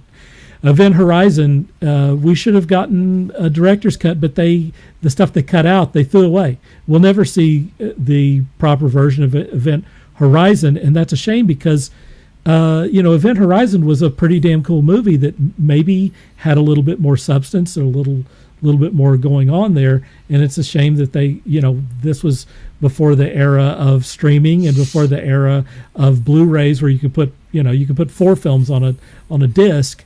It's a shame that we lost that material forever. I say let directors do their movie, and that includes Zack Snyder. Let him do his movies. I'll tell you what, the Justice League, the Snyder cut of Justice League was a hell of a lot better. The director's cut of Batman versus Superman was a hell of a lot better. I don't see why Sucker Punch, which by the way I really enjoyed Sucker Punch, but it didn't get me emotionally. I know that there was supposed to be a big payoff at the end, and I didn't. I'm sorry, I didn't. I wanted to. I promise you, but I just didn't feel anything at the end, and I think that's the big issue with that, is that it just lacked heart. Maybe the new cut would bring that home better. I don't know, but I'd like to see it nevertheless. Steve says, absolutely, Derek, let the directors control their vision. I think it's pretty simple. I don't know how you tell a guy like Ridley Scott, I think we know better than you. You know, who are these people that come up with this stuff? Although with that being said, somebody needed to talk to him about Prometheus. Okay, but first off, Prometheus shouldn't have been an alien movie. Prometheus should have been it wasn't a Ridley Scott movie. Just let him make the movie about the origin, about intelligent design. I love that idea. That's brilliant. Let's have that movie. You don't have to put aliens in that movie. Let's explore that topic. That's a great idea for a movie. Read the original script by Jeff Spates. It was great. And then Damon Lindelof came on and screwed everything up because the studio said, no, we need to punch that up a little bit. The director's cut of Blade Runner is infinitely superior to the original, and takes a classic movie, a brilliant classic movie, and makes it even better. And I think that there's a lot of movies out there that are like that I wish that we had the director's vision instead of some executives that are running stuff past people that see the thing in the movies and give their opinion on stuff, because a lot of times people don't know what the hell they're talking about. Brian says Sucker Punch is no Shakes the Clown, that's for sure.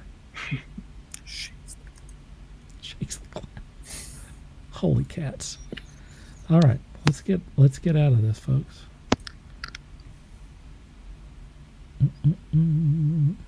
Here we go.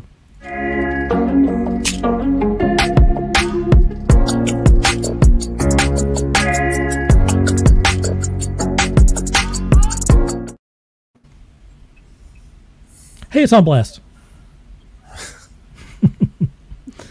On Blast is where we talk about all kinds of fun things, like things that we saw or read or played over the past week.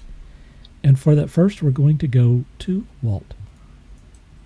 Hey, there's not much going on with me. What? Other than you're usually good for about 4 model kits and a couple of action figures and. Yeah, that's going to tone down for a bit. So all right. Well, I hear you, man. What enjoy growing up, Walt. You notice I don't do that.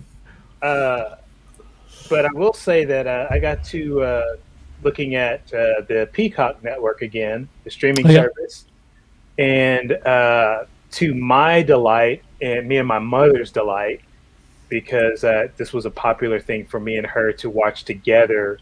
When Savage Dragon, the cartoon, I got you. No, it was a sci-fi original, and when the series ended, they were doing replays like all day, like everyday marathons of this show, and Sliders.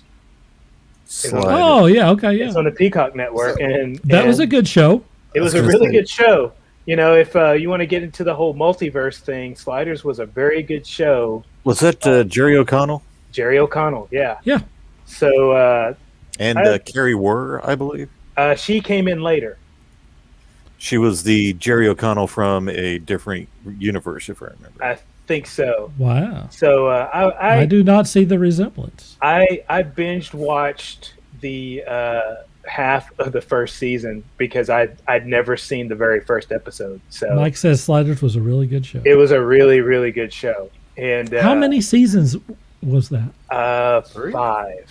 5? I'm gonna say 5 or 6. Wow, that's a lot longer than I thought. Yeah, it was about 5 because the original girl who was in the show, I think she stepped out around season 3. And then that's when Carrie Wurr came in. I see. Carrie Wurr was amazing. Agreed. I feel for her the same way that Ronnie feels about Frodo. Oh, dude.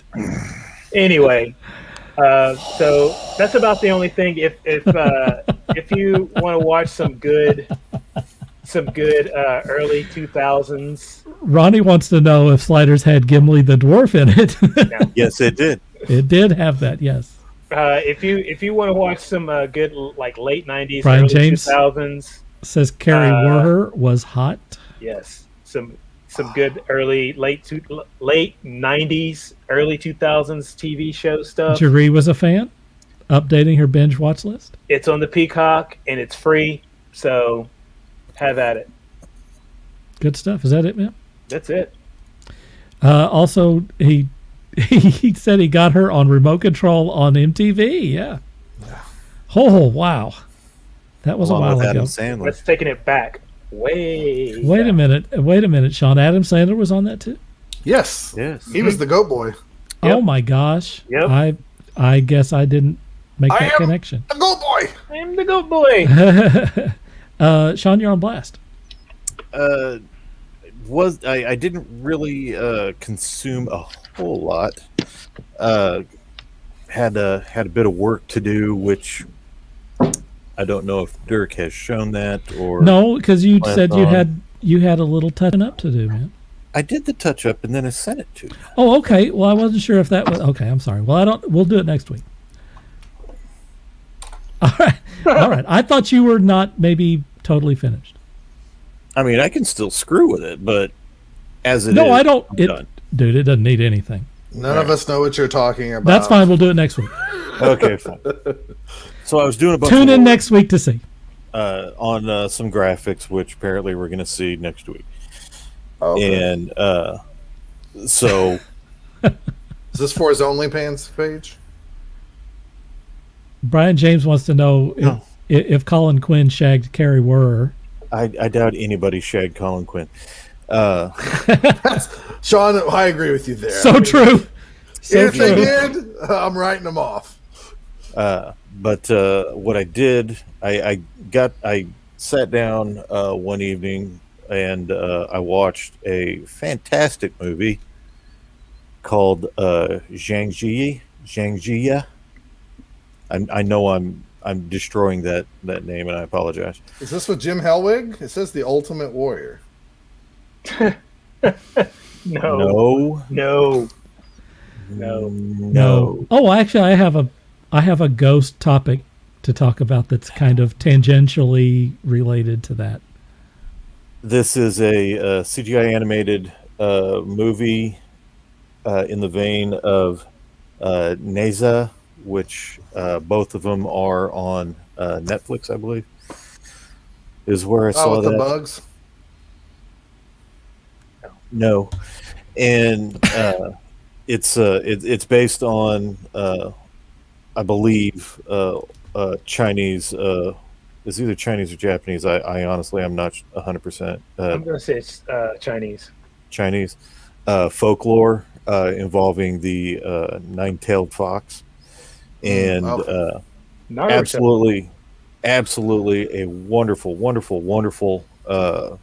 movie. Great visual effect, great storytelling in this. There's not a whole lot of animated films that really pull on your heartstrings. This one did. I thought it was but I did get misty. I fully admit. I highly recommend it if you've got Netflix and you're just looking for something completely different. Give it a try. Absolutely a beautiful movie. Highly recommend it. Very cool, man. So here's my ghost topic. Braun Strowman got released from the WWE over the past week, which was, I think, maybe a shock for a lot of people. You guys can talk about that however you want to, but Sean mentioned that Braun Strowman should play the Kurgan, so that's a little callback there. So my question to you is, what do you think about that? And maybe to tie it more into Taskforce Geek, Do you think that he was let go because he's in fantastic? He's never been in the shape that he is right now. Do you think he was let go so that he could do a film role? No. No. He was let go because of money, financial stuff. He signed a multi-million-dollar or $1 million deal, which they don't pay too many of those guys $1 million. A couple years ago, I read an article about this where one of the higher-ups in WWE said that they felt like he reached his peak 2 years ago, so they were done. And if you watch WWE now, there is a guy, and I'm going to pronounce his name wrong, a big African-American guy, and I mean like big, giant guy. His name's like Osmos or OMOS. I don't know how they pronounce it. He's teamed up with AJ Styles. They said it's hard to keep Braun Strowman in the big guy role, and he kind of replaced Big Show, right? Yeah. When there's another guy on the roster who's 9 inches taller than him. So there's a newer, younger, cheaper big guy in the company now. So like he's 37 and he has had a lot of injuries lately. So I mean people that stay around in wrestling for 20 years usually don't stay around in wrestling 20 years with the same company. That's The Undertaker's career is just a watch thing. And John Cena and watch all those biographies, those wrestling biographies. Those guys actually had very short runs. I mean, where they were super hot. I mean, Steve Austin had what, 4 or 5 years, really? Yeah. And then he's a legend came back because of it, briefly. Right. These guys burn out actually pretty quick for numerous reasons. All I can say is, let's get the hashtag going. Braun Strowman for Kurgan. Strowman for Kurgan. Does that mean a Highlander? Oh gosh, no, not one of those movies. Yes. I'll watch Sucker Punch too. Yes. Highlander. I'll watch a Sucker Punch prequel. Highlander.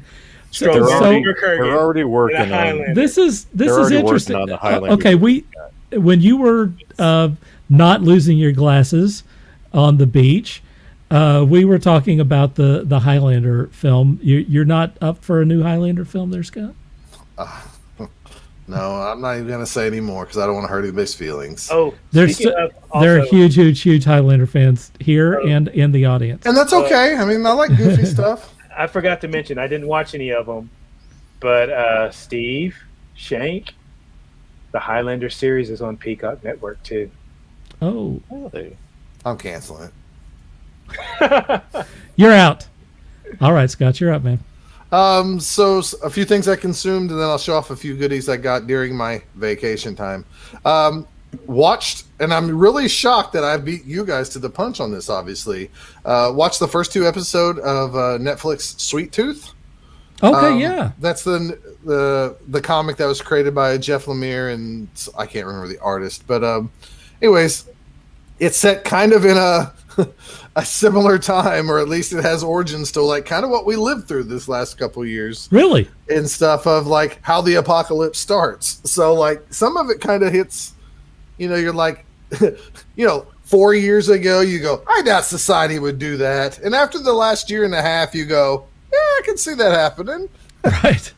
Anyways, it's Jennifer loved it. She just adored it to no end. I actually really enjoyed it too. I'm like, there's you have to take your brain out some on like time things, like like how are they still drinking beers out of a can? It's been this long of a time period. I mean, whatever, but like it's not like Walking Dead stupid post-apocalyptic things, So like it's very interesting, and I highly recommend everybody giving the first episode of Sweet Tooth on Netflix. I was ranked how Netflix now tells you like this is the number 2 watch show or whatever. It was like ranked number 2 at the time that we watched it. So I look forward to watching the next 6 episodes. I'm more excited to watch the rest of that than Loki, which starts I guess tomorrow. Yep. So we also watched an episode of, I think it was just called MODOK on Hulu. Yes. Where it looks... Jerry says you're first because Jen wanted to watch. You're first. Well, that's 100% true. I mean, like, she was sick all weekend, so we didn't, like, go run around or anything. And so it was a good time just to watch some TV. But we watched the episode of the MODOK series on Hulu, which I can't tell if it's computer animated or if they're actually using stop motion animation. It's stop motion. It's stop motion. It's by the same. It is by the Robot Chicken. Okay, it's Robot Chicken. It is. Seth Green's name in it, and I know Patton Oswalt's in it. Yep. And I'm a guy who enjoyed MODOK before he became like a cool character that everybody loved. Because over the last like 15, 20 years, everybody's kind of re-fallen in love with like, oh, he's a big giant head and he thinks he's smart. And there's been all these little series that have been really good comic-wise. I didn't really care for the first episode. I really thought it would, like, I would love it and just be dying to watch more because they're short, right? They're 25 minutes or whatever. I found myself wishing it was either shorter or more funny. And it wasn't. Now, that was just one episode, so maybe it grows on you or whatever. I felt the same way. Okay. You know, like, you have all these great names on there, but I didn't. And I rarely chuckle out loud anyways when I watch stuff. Like, everybody else will die laughing, and I usually laugh to other people's laughter. And the fact that Jennifer wasn't cracking up. I mean, like, she said, like, right. I think you can watch this without me. You know, like, she you don't care. And, to be honest, I don't know if I'll watch another one. I mean, maybe at some point, but I'm not itching to do that. If you gave me the choice of watching a very long 45-minute episode of Sweet Tooth over one episode of the MODOK, I'm going to pick Sweet Tooth. So, anyways, that's what I've watched. We watched some Buck Rogers. I already told you that. It's so bad, man. It's so bad. There's like. Oh, definitely. Watching old Buck Rogers, you're like, I know why my dad watched this because there's all these like hot chicks in it, or at least hot chicks for the time. We also watched an episode of The $1 Million Man because it was on the same thing. Like I said, we just kind of like sitting around, and I was telling Jennifer all about it, and I even told her like, at some point there's going to be quicksand in this episode. And she laughed about that. And I said, no, everything in the 70s and 80s had quicksand. And sure enough, 10 minutes later, she dies laughing because they fall in quicksand. And then like 15 minutes later, they lure the bad guys into quicksand. And it just swallows them up and kills them. So like I told her, like as a child of the 80s, you really did fear. Like when I went on Cub Scout trips, I was like, I hope we don't run into quicksand. Right. I mean, because like, right. It was a real issue. Anyways, so I've been looking. When you become an old comic guy, at times in your life, you get rid of your comics. And then when you're older, you have the money to go back and rebuy the same comics that you had at one point. But you maybe forgot the stories. I had almost all of these at one point, but they went in some type of massive sale. And now they're hard to find. Death's Head, the original Death's Head character from the UK comics. From the UK comics. I found this trade paperback that actually like has all the Marvel printed issues of it. And except for issue 8. And then I was like, why isn't issue 8 in this thing?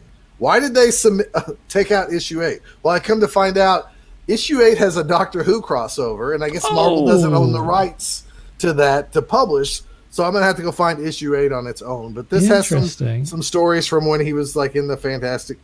I think he like crossed over in the Wait a minute. Who was Doctor Who back then?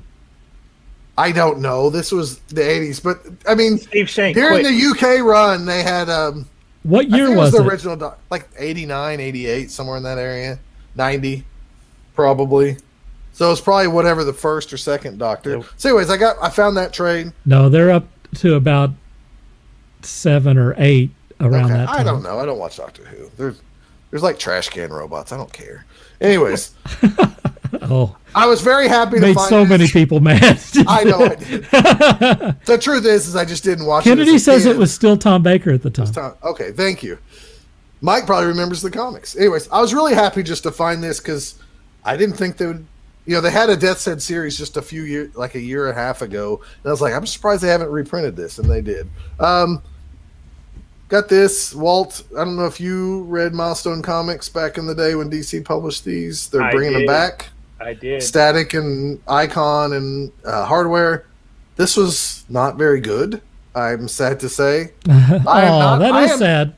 I'm not a fan of Reginald Hudlin, I guess is how you pronounce his name. Yeah. He wrote, the credits are in the very back of this book. So I read the first half of the story, and then it has a break, and then it has another story in it. And it had some okay artists in it. And I was like, I'm not feeling this. I don't know who wrote these two separate stories. Same guy, Reginald Hudlin. I don't care for him. I don't know if it's just plain. It's like he's I'm a not movie guy. I know, and Yeah. like you go I back. mean, that's and, like, not a. I don't mean to pick on people by saying names, but like Roy Thomas was always a comic writer from the 70s and 80s and 90s that like it's just very plain. It's like he writes better than me, but that's all I can say. And then finally, last but not least, I found this. Steve said it might have been McCoy, Sylvester McCoy. Oh, back if it was 89. Doctor Who lore. So I found this for like I think it was $8 maybe. This is something I normally wouldn't buy, but it's one of these great encyclopedia books that if you ever see the superhero ones where they have little blurbs of like every person ever created, right? Yeah, in alphabetical order. And when I was at the store and I found this, I don't even know if I can get to there, but I picked it up and the page turned right to the one that talks about Mid-South Wrestling, which is, you know, we have a subtopic going on in the comments. I like that. That's okay. Yeah, that's cool. So when I picked this up, I turned right to the page. I'm trying to find it here, but I don't know if I am. Where it went right to Mid-South Wrestling, and at that point, wow, I was, yeah, right here. I mean, I picked this thing up, and it was like Jesus himself said, "You need this." Because that's the page I opened. I opened up to this page where I saw down here. If you come over the Fantastics. This way, no, right here, right here.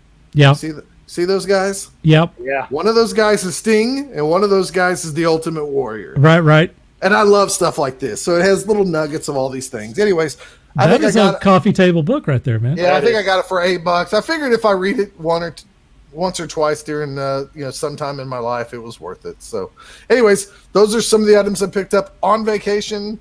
I think I have more to come, but that's all we'll talk about tonight. So, really? Sweet Tooth, go out and watch Sweet Tooth. Okay, if you guys always want to like get crazy about shows and everybody's watching TV and they don't care about reading comics, but they want to watch TV, go watch Sweet Tooth. All right. It's funny. I was just telling I'm interested about the Blade Runners. What he like was. A week ago? He literally mentioned them like a few days ago. I was I was mentioning that I remembered that Sting and who would become the Ultimate Warrior were a tag team in Mid-South. Rock. He was known as Rock. There was also another wrestler that I wish they would have done more. Maybe it's in your encyclopedia.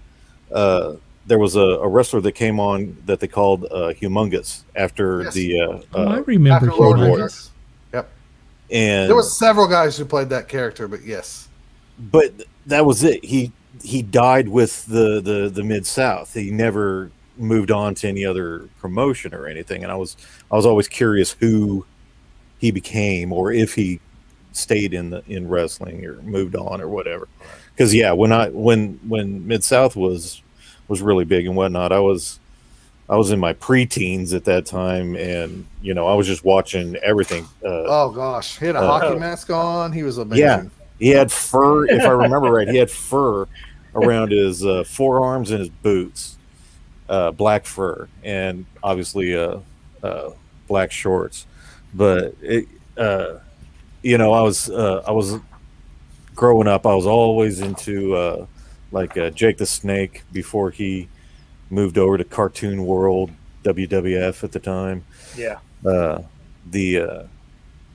He was really my fan favorite at that point. Of course, get a little older and I started looking at other characters like Roddy Piper and Macho Man and what have you. But Special Delivery Jones.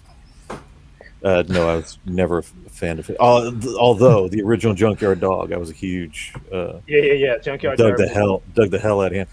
Mainly because he Wait a came minute, out was with there like another 15 Junkyard Dog? Well, no.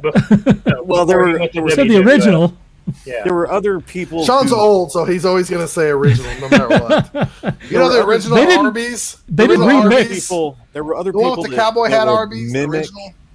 the Junkyard Dog, but they were never the Junkyard Dog. Junkyard Dog would come out with like 50 pounds of chain dangling around his neck. I mean, the man was a beast, and I had a lot of fond memories of those characters. I really enjoyed that. Oh my gosh, Brian James says Mid-South JYD is greater than WWF JYD. Well, that's for sure. Yeah. And same thing with Jake the Snake. He actually wore pants in Mid-South, and then they put him in those leotard tights, and then gave him a snake. He had red pants on Mid-South. Even Mid-South Ric Flair was better. Absolutely. Oh, Mid-South Ric Old Flair. we all believed it back then. Old school Ric Flair was pretty wonderful. Didn't y'all hate him so much? Yes. I love to hate him. I love to hate him. Horsemen. Yeah, but I mean, as far as working the mic, man. You got the Four Horsemen. Arn Anderson and Dr. Death. Who was the? Sorry, I didn't mean to go on a tangent. We're way off the range. I can't think of his name now. Ted DiBiase before he was the millionaire. The original Ted DiBiase was great. They're not even listening. Turn it back. So, anyway. But yeah, I mean, we would not have The Rock if we didn't have Ric Flair. I'm telling you that right now. The Rock is basically Ric Flair. Well, I'm going to keep talking about this, I guess. They just did a thing on Biography where they were talking to Ric Flair, and he was like a mentor of The Rock. Yeah. I mean, those two were very tight, actually. Brian James says Flair is the GOAT. Yeah. There you go. All right. I have two things I want to talk about. The first thing is called Solar Opposites. It's on Hulu. This is an animated, funny series that's done by the same guys, or one of the same guys who does Rick and Morty. Matter of fact, the guy who voices Rick, I think actually Rick and Morty is voiced by the same person. Is that wrong? Yeah. Okay. He does one of the characters on Solar Opposites. Solar Opposites is funny, no question about it. Not as funny, not as radical, not as crazy balls as Rick and Morty, but that's a pretty high bar. It's still pretty damn good. Yeah. And they have a B story or a D story that's running along with this about the wall. Like, one of the kids shrinks all of these people and shoves them into into his wall, like an ant farm, that sort of thing. I'm going to tell you that's my favorite story. That story, if they just did something on that story, it would be spectacular. Yeah. They've had 2 seasons now, and throughout the season you see what's going on in the wall. But they took 2 episodes and they open it up like a movie, and it's far more. It's still funny, but it's far more serious. And those episodes are spectacular. Agreed. Those are really, really good episodes. And like I said, maybe it wouldn't be as special if they did whole seasons of The Wall, But the episodes that they've had, like I said, the tone changes. It becomes kind of really serious. And those Wall episodes are really great. Anyway, I think Solar Opposites is pretty good. Not as good as Rick and Morty, but, being 80% of Rick and Morty is still pretty damn good. I also, over the weekend, watched a movie called Synchronic, which has, what's his name? Jamie Dornan, the guy from 50 Shades of Grey, and it's not coming to me, the new Captain America. Help me out here, folks. New Captain America? No. Russell? No. The Falcon Falcon. Man? Falcon? Blue Falcon? Blue Falcon? Blank. Blue Falcon. Good Lord. Anyway, the guy who plays... Black Vulcan. The guy who plays Falcon in Falcon and the Winter Soldier. The Atlanta Falcons. Oh, my Lord. God. So anyway, that guy is in it. He's the main... Right, Russell. Mike. The guy who plays... No. Kurt Russell's kid? No. Kurt Russell. Escape from New York. Anyway, the movie is called Synchronic, and it starts off... Anthony Mackie, thank you, Steve. The guy... it starts off brilliant. I mean, it's like if this movie really pays off like this through the entire movie, like it does in the first 5 minutes of the movie, this is going to be the greatest movie ever made. Well, unfortunately, they start kind of explaining what's going on, and the amazing opening that they have on this film doesn't really pay off. The idea is very interesting. I won't spoil it for people who want to watch it. It's worth your time. It's pretty good. By the end of it, it's okay. It's okay, but the heights that they had at the beginning and the idea that they have on this is spectacular, but it kind of ran out of steam. If it held on to the end, it could have been like Primer or one of these other kind of really bizarre and off science fiction films that like Pi or something that's just really bizarre. Pie. No, that's a different.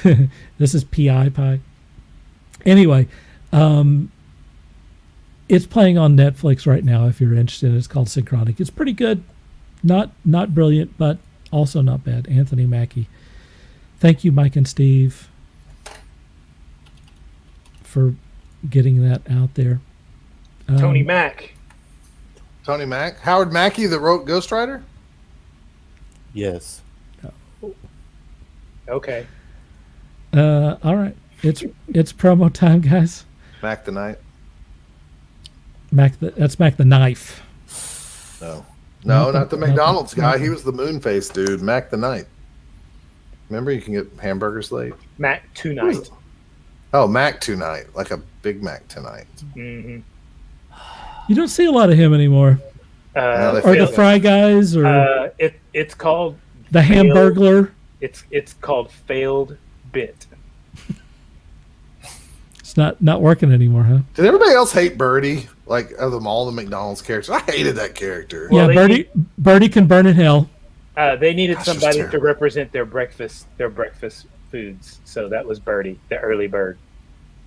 Oh, I never had it explained to me that way. I thought she was like before she got chopped up into chicken nuggets. No, where's she was Birdie, where's the remix on those characters? Yeah, she was Birdie the early bird. She was representative of Steve says F Birdie. We all agree. Christmas. What's wrong, Sean? Did you like her or something? Hey, Sean does like the anamorphic girls. Since we're talking about McDonald's, can they bring back the coloring calendar, please? I miss the coloring calendar. I miss the box, the Happy Meal box with like things to do on it. Yeah, and fun facts. Yeah, let's bring back the coloring calendar too. How about the actual glasses that you could collect? That was cool, but I remember the controversy on that one. Oh, what's the controversy? There was a controversy. There was a controversy about the paint and the paint containing. Was it like lead or something? Oh my lord! I didn't hear that. How about the worst gift ever in a McDonald's Happy Meal box, which was the plastic Ronald McDonald hand puppet? Like if you went there at the wrong time, that sounds terrible. I wonder what it is, and it was like a plastic, like hefty bag, and you're like, well, I'll just suffocate myself. That does sound super terrible. Yeah, it looks like one of the original Happy Meal toys. Yeah, it sucked balls. I don't remember that at all. I mean, they got Legos 1 week, and then a freaking hefty bag puppet. All right, let's move Kids on. don't know how good they have it today. No, they don't. I don't know. Some of the toys that they have in those suck. Now they have fakin. Not just bacon, they also have fakin.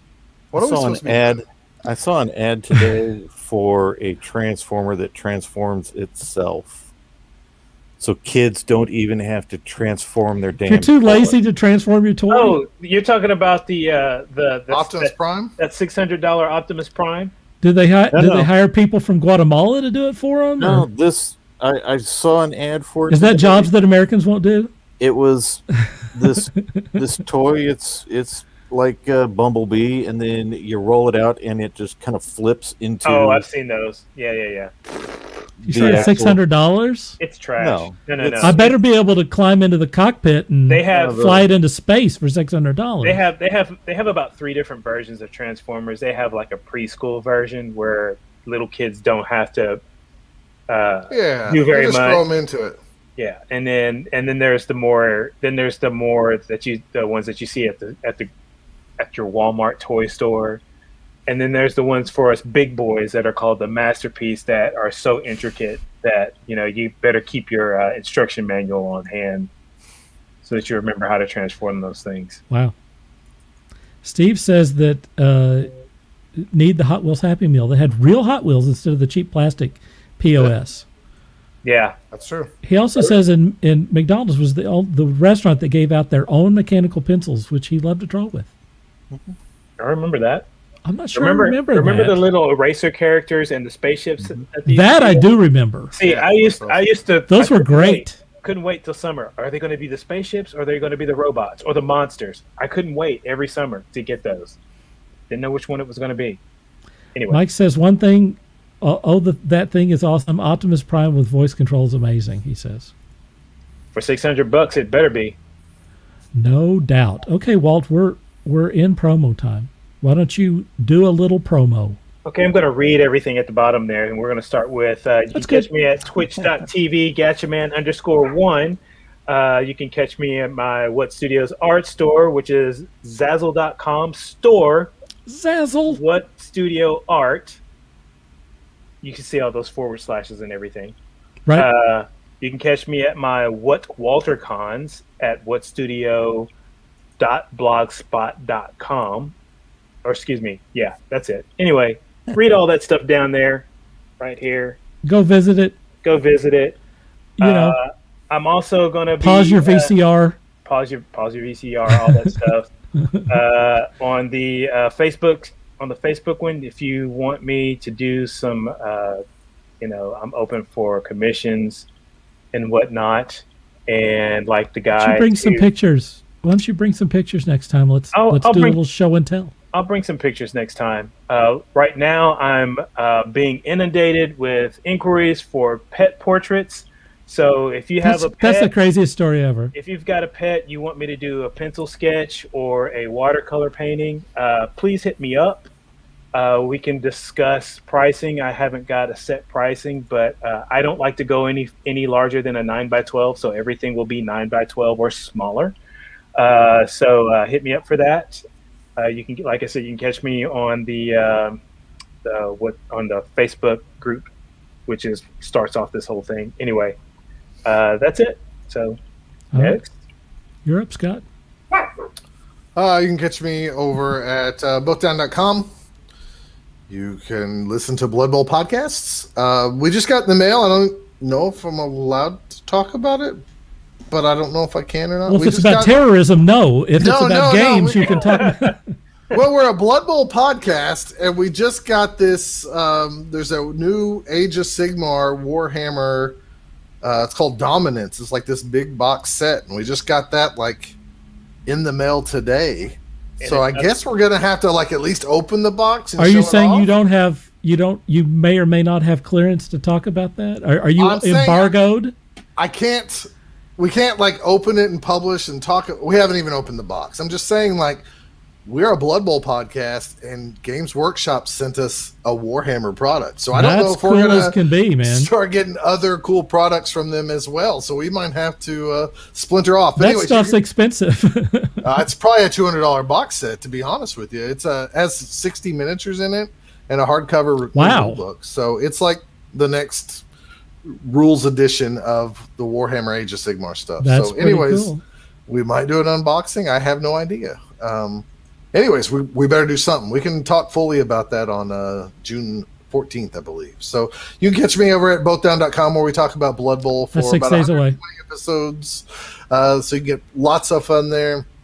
You can catch me over at Real Scott Prime over at Twitter, and you can find me on Facebook and all that. Come out, see us, have fun. I got to play the new Digimon game. Well, a new set of Digimon, and I went 4-1 at the tournament at the pre-release. So cool, pretty fun set if you're into Digimon card game. That has nothing to do with promoing, I guess. I like the cartoon. It was supposed to be in the last segment, man. That was supposed to be in the last segment. So that's okay. That's okay. We do whatever we want to, man. Obviously, Junkyard Dog. It's all good. That's right. JYD, man. Sean, you're up, man. You can find me as well as my studio mates over at rankingstudios.com. Check us out. We hope to be posting any new projects, artwork, so on and so forth up on that in the near future. Also check us out on Facebook /Ranking Studios for any upcoming projects. Again, please drop by, say hi, say bye, whatever, just talk to us. We enjoy the company. All right.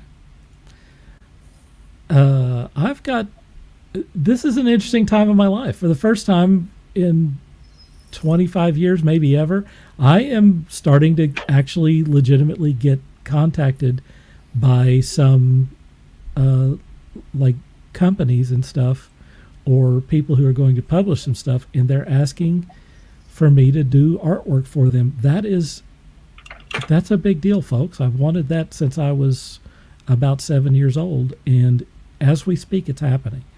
I literally have 2 people that have contacted me on covers for books, and last night, for some reason, I had 2 or 3 other people contact me, like companies. Like there's a company in Japan that wants me to do some work for them, and I mean, I don't know if any of this is going to happen, but it's really an exciting time for me. I just got through doing a piece of artwork that I'm going to share. Is that right there? Bam. That was cool. Thank you, sir. That was a commission piece for a girl that looks like that. She was very happy about the way that turned out. I knew that she absolutely had the right look, and she wanted to do a Star Trek piece. So I spent a lot of time on this. Something that I usually, I used to try to finish a piece in one day. This took me a long damn time. This one took me a long time.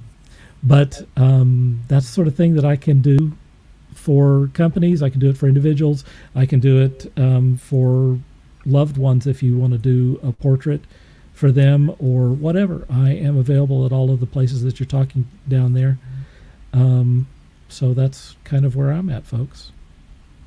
If you guys want to say goodbye to us out there in Facebook land or YouTube land, now's the time. Say it now. Twitch land, if anybody's in there on Twitch land, if anyone's watching us on Twitch, it's time. Jerry's talking about secret stuff. Yeah, maybe next week we'll have some stuff on secret stuff. Mike says that's awesome. Thank you, sir. I had a question to ask everyone. I can't remember what it is. It doesn't matter. It's time to wrap it up. It was art related. I don't know. Maybe it'll come to me. I will say this right now. I said I've been inundated with pet portraits. You're all artists. So since if y'all didn't know, my name says Traveling Man. I'm actually broadcasting from my parents' house in Oklahoma City. So I'm in the same town with these guys. Yeah. Ooh. Right now. So I can send you some PayPal money and have a little Walt visit later. Is that what you're saying? If you just want to come over and visit, that's fine. That's some. I mean, but if you want to pay me to come over and visit, okay. That's some. What kind of freelance work are you talking about there, man? I'm talking like painting my house. I got some laundry. All right. No. I got laundry to do. I got my own laundry to do here. Look at Sean. Look at Sean. Anyway, but Sean's like, dang it! I should have asked him first. I brought an art project with me because I'm actually in the midst of painting. I got commissioned to do somebody's horse, so I'm painting a horse right now. So. I got one of the questions I want to ask. Are you ever afraid to finish a piece? Yes. No. I am. Tell me about it, Walt. Okay, so if any of you are friends with me on Facebook, you may have seen every once in a while for my main photo, I'll put up a piece that I did, which is a self-portrait of me and my dog. Jerry wants a date with you, Walt. I'm seeing that in the comments. She wants dinner with you tomorrow. I originally drew the pencils for that painting in 2004, and I was so impressed with the sketch that I did not want to ruin it by painting it. So if it hadn't been for a friend of mine who was bored one day, and she called and she says, I got a painting project that I want to do, but I thought maybe you'd like to come over if you got something that you're working on that you'd like to work on too. I said, you know what? As a matter of fact, I do. And so we got together, and she did her little painting project, and I did my little painting project. And that was in 2012 when I finally completed that painting. So, and I did it in So how long was it between when you messed with it? 2004 to 2012. So that's 8 years. Wow. And I realized that the reason why it took me so long to complete it was there was no pressure for me to complete it. So during that same time that I originally drew the picture, I got commissioned to do a pet portrait, and this goes way back. So I got commissioned to do 2 pet portraits, and I did both of those pet portraits in 4 days. So, but there was money on the line, and I was pressured to do it, and and they turned out pretty good. So, Scott and Sean, do you ever get a piece to a certain point you're like, not sure if I want to finish this? No, not if I'm getting paid for it. I have, and that's the difference. I have been a professional for nearly 30 years. I am eager to get one finished, if for no other reason, just so I can move on to the next one. That's just the mentality of doing this every day for the past 30 years. Just finish it, pound it out, get done, move on to the next one. I don't want to, even personal projects, if I start something and I can't finish it, or I don't feel that I'm skill-wise ready to finish it, it's going off, and I'm not going to think about it until I'm rifling through old sketches, and it's like, oh damn, I almost forgot all about this, and then I dive back into it. But no, projects, it doesn't matter what the project is, I've got to finish it. I cannot not finish it. I have to get it done so I can move on to the next one. I did something with the piece I just showed you that I've never done before. When I got it to the pencil stage, the final of the pencil stage, I shared it. I copied it and made 2 files because I was afraid that once I got into the damn thing that I was going to screw, even though I was using, it's digital, folks. I'm using different layers and stuff. There is ways to do stuff over, but I was afraid that I was going to diverge too far and I wouldn't be able to go back somehow. So I copied it so that I would have it in that initial stage. Not that I wasn't going to finish it, but I was too afraid of screwing it up because I liked it in the pencil stage. I saw the potential of it, and I was like, oh man, if you screw this up, you're going to be mad at yourself for the rest of your life. That's what I like about working digitally. There's so much more of a safety net versus having a piece of artwork on a table and then having to ink it and knowing that, you can put some whiteout or something on it, and correct it, but it'll never be the same if you don't get it right in the first place. Right. All right. But again, like I said, that one piece that I spent 8 years to finish, that was a personal piece for me. Yeah. So, it's usually when there's a little bit more at stake that you feel that pressure, I think. And like I said, if there's money on the line, or you feel like it's going to be good, you really want it to be good, for God's sakes. Yeah. So I struggle with that constantly. I'm my own worst enemy. Steve says, thanks for a great evening. Thanks, gents. Ashel says good night and says my catchphrase. Jennifer Bowen says, great show, guys. What was your catchphrase? Get hard? That's maybe your catchphrase. Get shorty. Scott? Jeree says we need to do dinner tomorrow, and she meant all the Oklahoma City friends after Scott ragged on her. Are you silent now, Scott? What's going on? Wow, this is the best contribution from Scott tonight. No, I hit the button by accident. All right, not anything new. Hey, I was just trying to get everybody together for people to have dates. I'm all about like syncing up my friends. Are you? Yeah. Name somebody. I'll try to hook you up with. I'm out on Ronnie. I'm definitely out on you setting me up with anyone on this planet. I'm out. Wow. Well, enjoy your life. Walt will listen to me. Steve says, "See you next Tuesday." I don't want to date my friends. That's for damn sure. No offense. Want to date a stranger. Yes, Steve. See you next Tuesday. Hey, thanks to everyone for watching us tonight. We sure do appreciate it. We had a lot of participation from some new people from different sources and stuff. That's always awesome. We appreciate that. Thanks to our crew here. Thanks to Sean. Thanks to Walt. Thanks to Scott. Thank you guys for being here and being awesome. Oh, my Lord. Oh, my Lord. Let's get out of this. Thanks, everyone, for watching out there. We appreciate it. We'll be back next Tuesday. So until next time, this is Dark Cooper saying, dream hard.